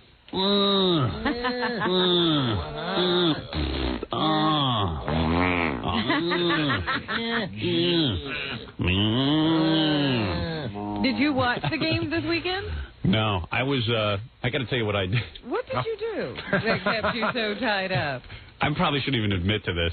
You think I should? Yeah. Okay, yeah, okay. All right. I think it's funny that you did it with your daughter. Didn't you say your daughter was? Yeah, well, no, I kicked her out of the room after a while. So, I was on Prodigy. You know, the computer bulletin board and stuff. Sure, that company that people tap into to exchange information. So they have this feature where you can chat. You chat with people. In other words, instantaneously, like if you were on there. You're talking to them directly. They type in something and you type in something? For me, this is really cool. You go into it, and you can have up to 15 people in a room at a time, and there's different topics. Okay. So it's like a party line. It's a conference call. Yeah. So I was excited about it. I don't know. I just think it's cool. It's a party line. It's a conference call. Uh-huh. And you don't know who anyone is because everybody gives themselves a phony name. It's like CB. Everybody's got a... Yeah, everyone's got a handle. Fake name. And my name was Jerkman. Because I was thinking of Jackie and his acting. Anyway, so... What chat room were you in? Does it have a particular title? Let me tell you. So this is, I got to admit, Prodigy's onto something really cool with this. So I checked my billing. I must have spent like $100. Oh, really? Yeah, but this was Friday night. Is this instant? Like as soon as you type in, they're seeing it? Instantaneous. I always thought there was delays. No delay. Instantaneous. As soon as you hit enter, your post goes up. Different than a billboard. This is a chat. And it looks like a transcript because you can chat, and you don't know who anyone is. You don't know what sex they are. You don't know anything. Okay? So I just installed it. I guess this was an active one because I've seen people go on these chat lines and nobody knows what to say. There's a bunch of people who can't talk. That's basically what happened until I got on. Uh-huh. So I was going down it and I was trying to figure out how the whole thing worked. And I saw one that said, Howard Stern something or other. Uh-huh. So I said, I'll go in there, obviously. There's a topic I know. This is something yeah, right. So I go in, and then it was a password. You needed a password to get it. People can lock you out with a password. Oh. But you can, listen to this, instantaneously, you can hit a button on your computer that sends a message to one of the people in the room, and they can press view, and you say, hey, I'm a Howard Stern fan. Can I get into your room? Give me the password. Okay. So they gave me the password, and I got in. And it was two people having a conversation. Now, you can tell who's there because it gives you a list of who's in the room. And if you want, they have, like, vital statistics on people and stuff if they list them. Right. All right? So I was just rapping and stuff. And I don't know how it came about, but I just said, I know a lot about Howard Stern. And the two people said, they were blowing me up. Right. Because, so do we. Yeah. I said, I know a lot about Howard Stern. And they said, yeah, sure. So they asked me a question right away to see if I knew a lot about Howard Stern. I couldn't answer. You couldn't answer about yourself? No. Was it the question? She said, who is your brother who died in Vietnam? Oh, geez. And I went, I don't know. I must have made a fleeting reference one time on the air that I had a brother who died in Vietnam or something. Does anybody know the answer to that? Yeah, so I said, I don't know. I said, but I really know a lot about him. Ask me another question. So they were like bored because they saw I don't know anything. Right. They know more about me than I did. I was going to say, you needed to get out of this room. So finally I just said, look, I am Howard Stern. And they didn't believe you. And then they didn't believe me. So I said, test me. I'm Howard Stern. So they go, okay, what are your daughter's names? So I go, Emily, Deborah, Ashley. They go, what are their middle names? So I type real fast. I wrote, I gave them the middle name. They were like, hey, you're pretty good, but you're not Howard Stern. So this went on for 2 hours. Trying to convince them? Trying to convince them that, and they all, what happened was, and my wife was like, what are you doing down there? I really think this is sick, but did you? All right, wait a second, but it was the most fun I ever had. So then there was one person named Clouds1. Uh-huh. That was their name. Uh-huh. So I could tell that, and then like people started piling into the room as I was talking. And a lot of people were playing the game, but this one person seemed very in tune with the show and was asking intelligent questions. Of you? Yeah. So so I didn't know if it was a man or a woman, but it turned out to be a woman. She hit my button. All of a sudden on Prodigy it says, you have a private message. So it says it. You have a private message. I hit view. She goes, hey, you're pretty good at this, but, why are you saying you're Howard Stern? I said, she goes, who are you?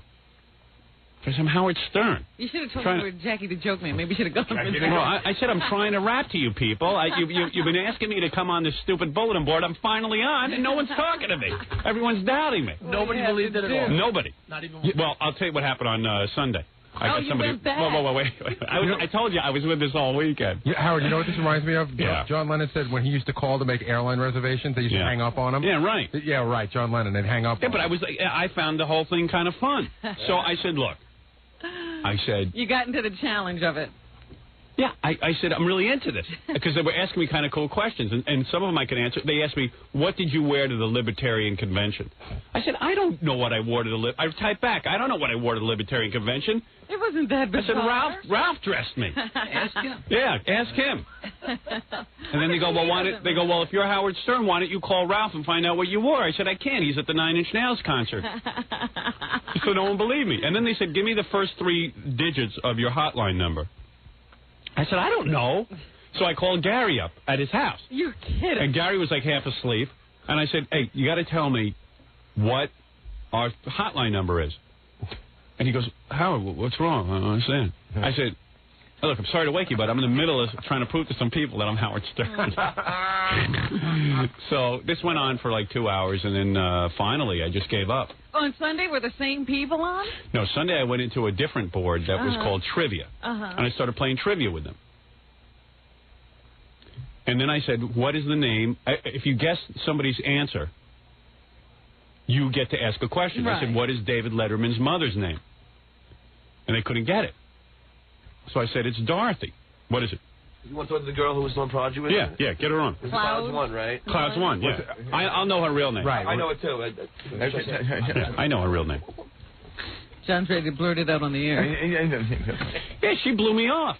And this is a girl who writes on that Howard Stern bulletin board all the time on Prodigy. Yeah. She's like the main person. She was the one asking the intelligent Yeah, question? she was the one. I was kind of surprised it was her. She's like the babe that everyone protects on the billboard. Yeah. You know, What do you mean protect? If you start to talk bad about her, all the other guys jump in and say, hey, And hey. I told, yeah.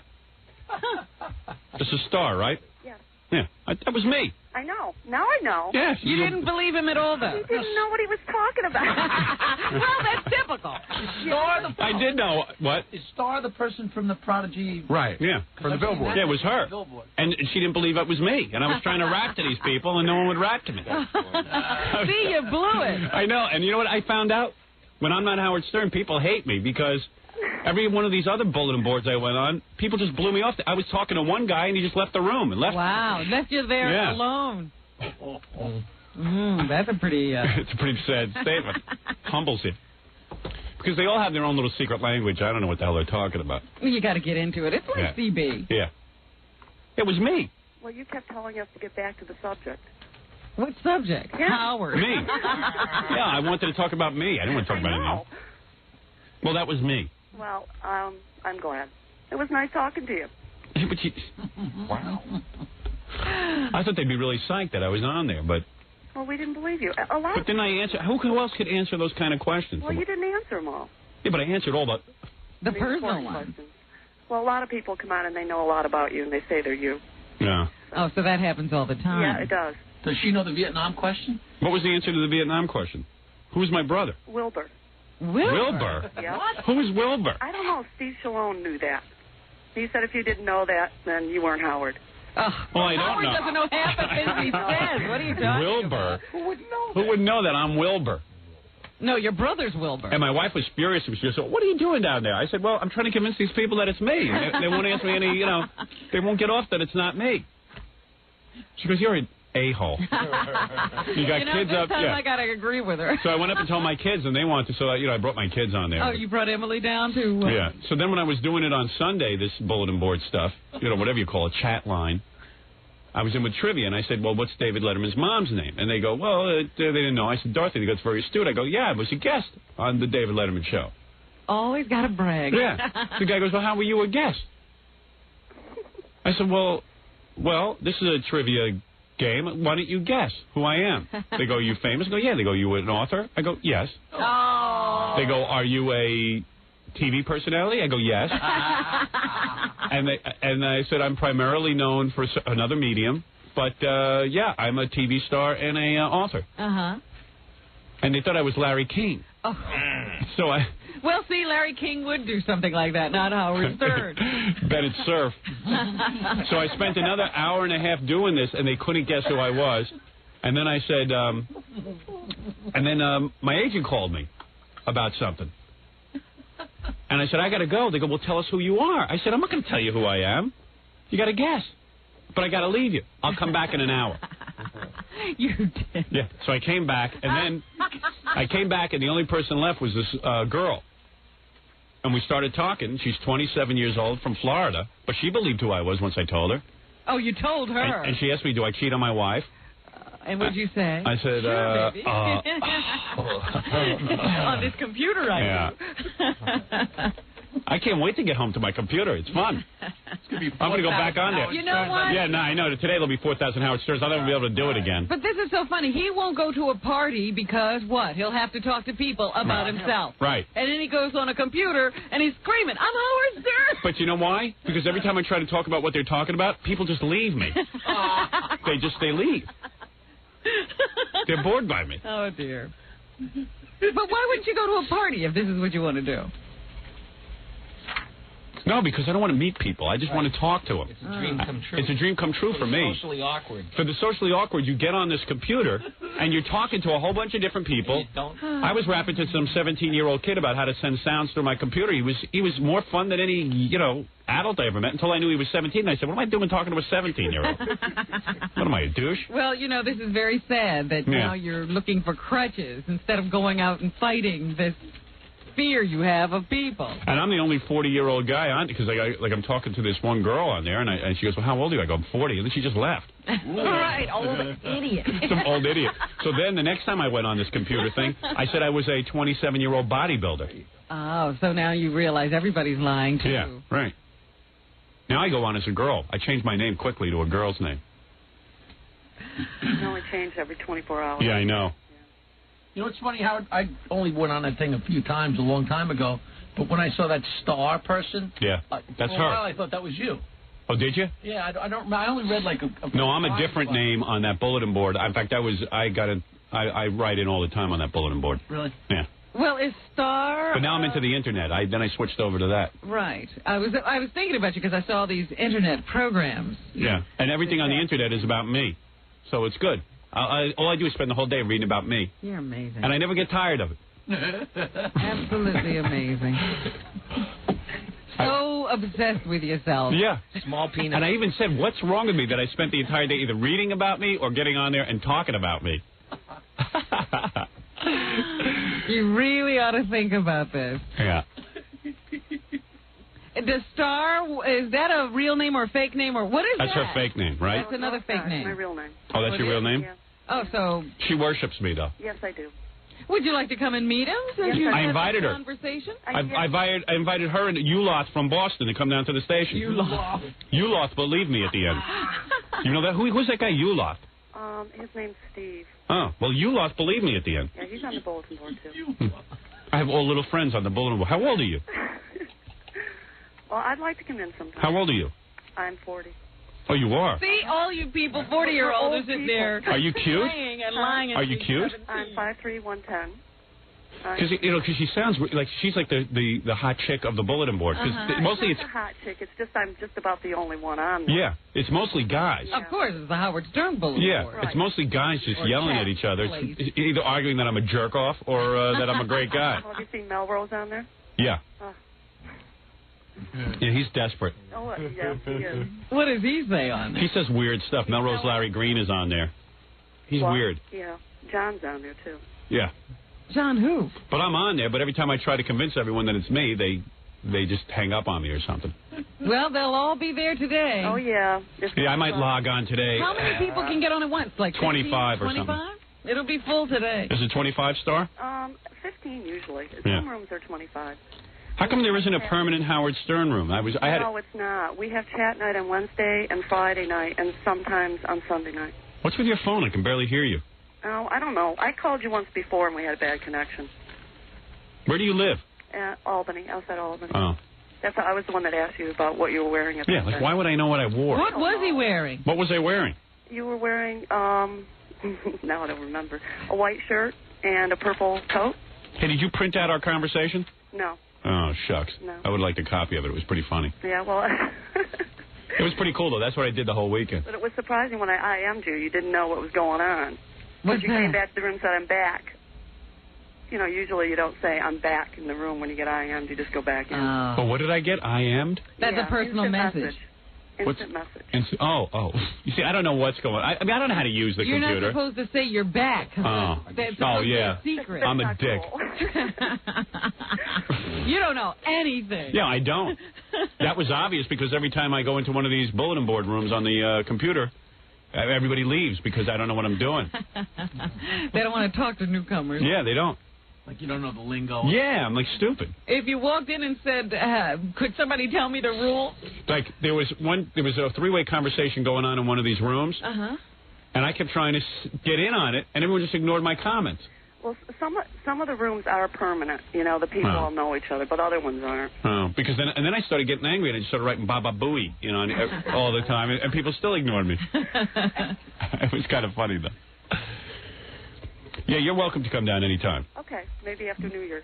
All righty. All right, thanks a lot. Okay. Nice talking. Nice talking to you. Bye-bye. Bye-bye. No, the one time I saw somebody into one of those things, it was like the stupidest conversation. Yeah. I just said, why are you doing that? It's idiotic, but it is so much fun. It's a lot of fun. I don't know. For me, it's a lot of fun because I don't have to go anywhere. I can just talk to people like that. But they're like Major League fans. That's got to be their ultimate fantasy for you to get on there. I know, but once I get on anyway, they don't believe it's me. It was funny. I would have loved to have seen people bailing out after you guys. You know what? I should have saved the transcript, because on the transcript it goes, this guy's leaving, and it's just people leave. But I did pick up a 27-year-old girl from Sarasota. So you told her you cheat? No, I told her I was faithful, because I don't want to, you know. What? You don't want to? But I mean, she was obviously interested. She asked me if I screw all the girls on the show. I said no. Not all of them. Right. Not all of them, just Robin. Anyway, that's what I did all weekend. Well, I'm very proud of you. And I said, what's wrong with me? I said, shouldn't I be like sort of... Shouldn't you maybe have a couple of real friends? Yeah, like shouldn't I try to meet real people? What's my problem? You never did that, Jackie, with your computer? I only got on that Prodigy thing. They had Gary and I do answer some letters one time, and then I got on a few other times. You know, you never went into the chat room. I never went in the chat room. You got to go in the chat room, and then you make up a phony name. One of those bulletin boards, that one guy, that Ira guy, monopolized the whole thing, so it was no fun to look at it because he was. No, they made a new one where he's not allowed on. Oh, really? Yeah. Because it's interesting, you know. Yeah, I know. But you got to know your way around too. You know, you're going to this message and this answer, and it's confusing sometimes. You're talking about the internet. I couldn't even figure out how to get around Prodigy. The internet's incredible. That really is a lot of fun. Well, one of these days, when I have more time. And you'll get bored with it. Like, I'll be bored with this in 2 weeks. Of course, just like every other gadget you've ever run into. I know. Thousands of dollars to say, hi, how you doing? Yeah.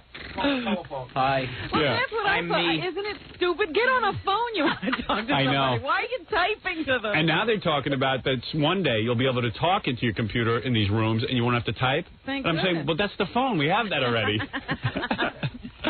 Doesn't make any sense. It was so stupid that you're writing. It's writing. I know. It's weird. I don't know what to make of it all. People don't sit and write letters anymore, but they'll type into a computer. I felt like the biggest jerk doing it, and I said, but I'm totally into it. I couldn't get off the thing. I loved it. So, like, you know, I can't criticize it if I was doing it all week. And I kept saying to myself, this is totally antisocial. This is really stupid. I think this is very bad for you. And I like going on and just talking about myself. Very bad for you. This is not good. No. This only encourages those bad things. I know. It was really weird. Those things you need to fix. Yeah. I was on the phone with Ratso because he called me and he goes, what's going on? I said, I'm on my computer with a 27-year-old girl. Oh, well, yeah, I'll get on too. Yeah, he was like, oh, Jesus, I got to hook my Prodigy up. Has he still got that girlfriend? Yeah. That same girl? Yeah. Really? Yeah. Wow. Yeah, I know. All women are shocked when Ratso has a girlfriend. Because Ratso's a big fat guy, but he doesn't know it. How could he not? Ratso thinks he's, like, really handsome. He has no mirrors. What? He has no mirrors. He has no mirrors in his house.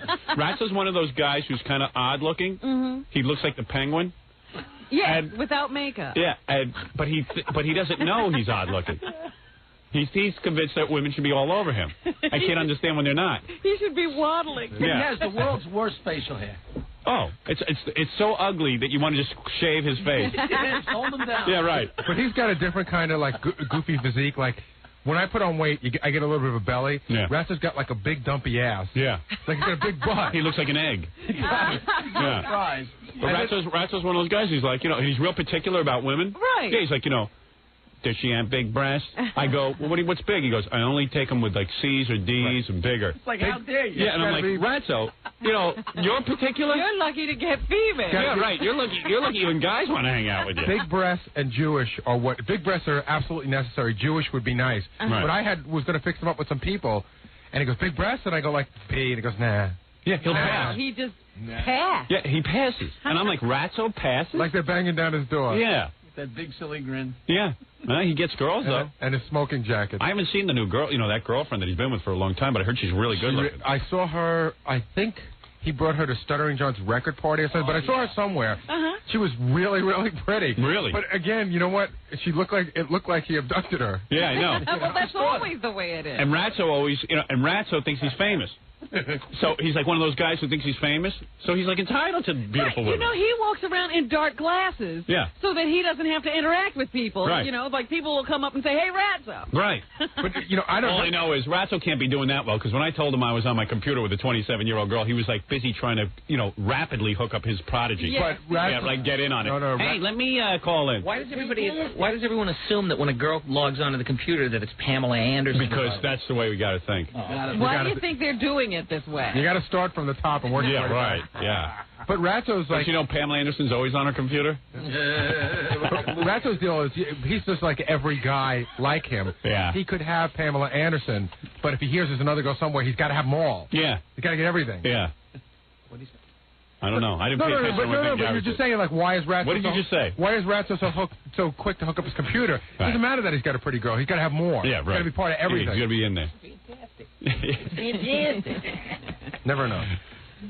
I'm sure all the girls look like Louis Anderson. Oh. All right, let's take a break, and then when we come back, we'll be back, I guess.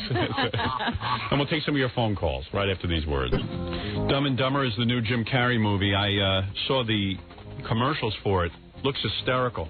And doesn't it? Oh, yeah, there's some pretty funny scenes. And now that I'm an insider in Hollywood, I was talking to some guys who told me that the buzz is that the thing is phenomenal. Wow. Yeah. Boy, what a role he's on. Yeah. They say it's really funny. I think he put Jeff Daniels in it to calm you down. Yeah. You would have laughed yourself to death. Yeah, it's real funny. Although Jeff Daniels does something pretty funny. He gets his tongue stuck on a cold pole. Yeah. Have you ever done that? No, but I've got my finger caught on ice and stuff. I got my tongue stuck in the freezer. Oh, Jesus. How did you get it out? Oh, God, I don't know. I think I ripped it off. And it was awful. I don't even... What? You leave your taste buds on the metal. Oh. Well, there's one scene in Dumb and Dumber where Jeff Daniels gets his tongue caught on ice, and this woman goes, "I'll just pull your head back," and they got a rubber tongue in there that just stretches, and it's the funniest thing you ever saw. Robin, is there any place your tongue hasn't been? You ever get your ass stuck in a lake? Anyway, Dumb and Dumber starts at theaters everywhere December 16th. Looks like New Line Cinema might actually have a hit on its hand for the first time. Is that an accident? Dumb and Dumber?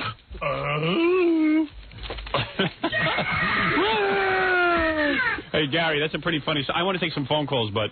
Hey, Jackie, you didn't even hear the Phoebe Snow song, did you? Did you hear any of it? No, I'm dying to hear it. Yeah, I heard it was fantastic. Yeah, it's really good. Who told you, Phoebe? Yes, she left a message on my machine. Yeah. Actually, she called me over the weekend, but I didn't call her back yet. She just said she left a message saying she had a lot of fun doing it. Oh, yeah? Good. I'm glad Phoebe had a lot. Because one never knows with Phoebe. It's so difficult. Jackie the Joke Man Marlowe, to order Jackie's Wild Comedy CD or cassette, it's $10 plus $3 shipping and handling. Holiday special, buy two, get one free. Call 1-800-323-KING. This Friday night, December 16th, at Catch a Rising Star in the Governor Morris Hotel in Morristown, New Jersey. For dirty jokes and info, call 516-922-WINE. Remember, 516-922-WINE is not a pay service. Good for you, Jackie. Why is that funny? Real quick, what happened? I just got to catch up on all the news. So that was last the producer of my television show that said Phoebe's song is an instant classic. Oh, did he? Couldn't believe it. Oh, his television show. His television show. You did it again. I'm making a joke. All right, what happened? You went out to Las Vegas. I spent from 9 o'clock Wednesday night until 12 midnight Saturday night. I was with Gilbert. Oh, so that sounds like fun. We worked 2 12 or 14, 18, 20-hour days. It was ridiculous. What do you mean? You had that much of a part? 2 in the afternoon until 5:30 in the morning, and then the next day we started at 4:30 and went till 5:30 in the morning the next day.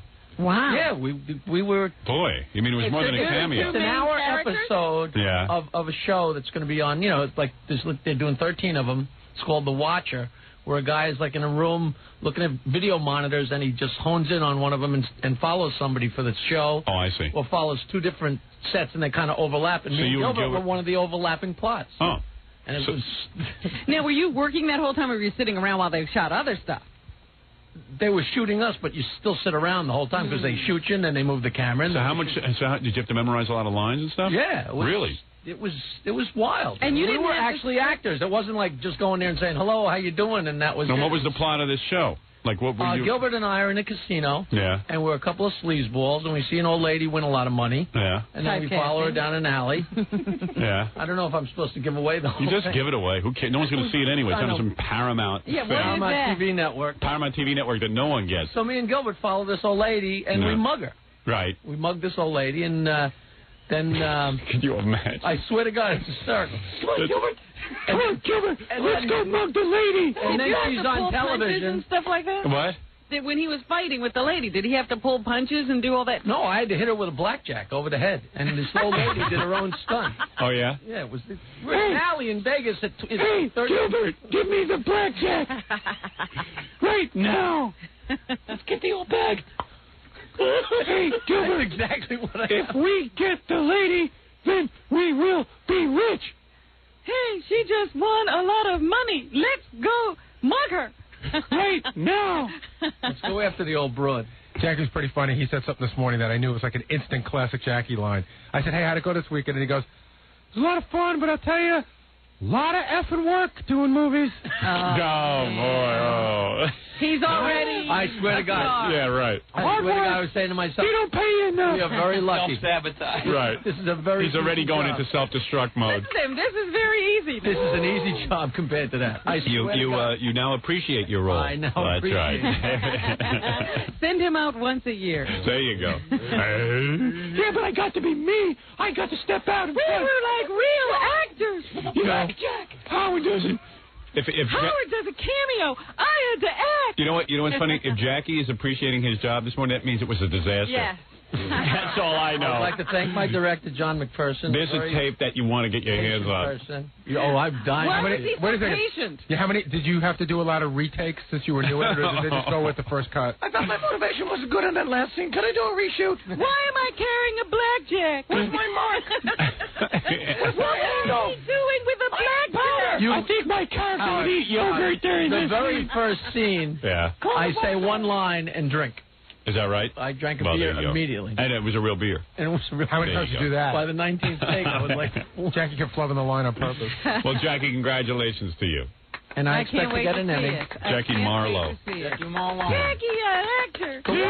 The Watcher on the Paramount Television Network. You can scream it all you want. People still don't know where to find it. Yeah, right, yeah. Go scream out the window. I'm asking them where it's going to be so I can announce it. Nobody has any idea. Yeah, right. I'll tell you one thing. When Jackie wasn't here, it was nice and quiet. I could actually get my show going. Oh. I didn't hear every minute. You weren't competing with the other show on the radio. Yeah, someone wrote me a letter. This is a Jackie hate letter. 90% of the time, that's not even me doing it. It says, to the manager of the Howard Stern Show. Who's that? I don't know. I've been listening to Howard's show for a long time. Needless to say, I enjoy it. But why in the name of God must we have to listen to that nerd, Jackie, shouting every minute during the show, especially during the interviews? It is impossible to hear them. He didn't make it on Star Search, so now he is screwing up this show. He is the only one who thinks he is funny. Do something or I will tune out. That's from Mrs. Hunter. Look at that. Wow. And she's pissed. We should call her. Yeah. Yeah. Let's see if we can get her on the line. See exactly what you've done. Yeah, right. See if we Poor can't get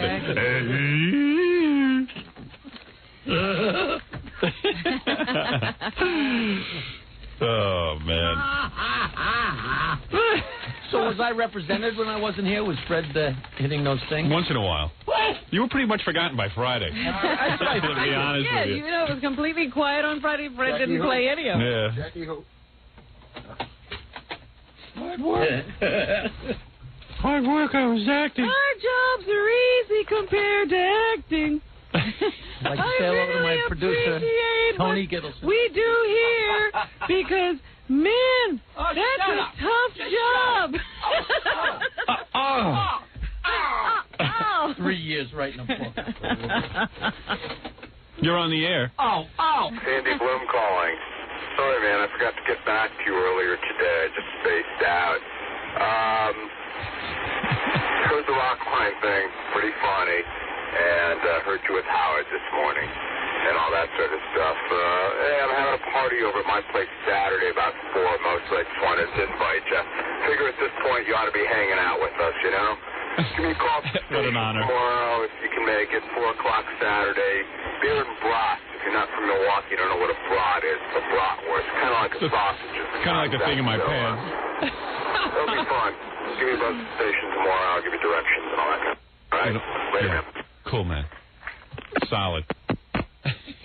Captain Jenks calling in on our Miami line. How does he do that?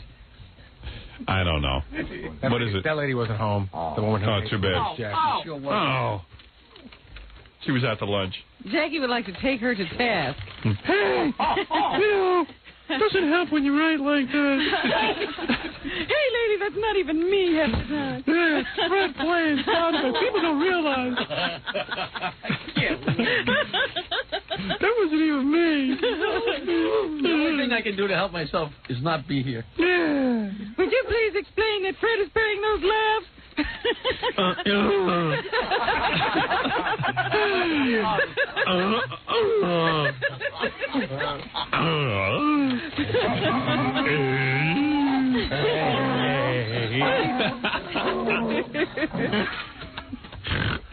What is it, Papa Foley? Oh, nothing. I thought you were going to ask me about something.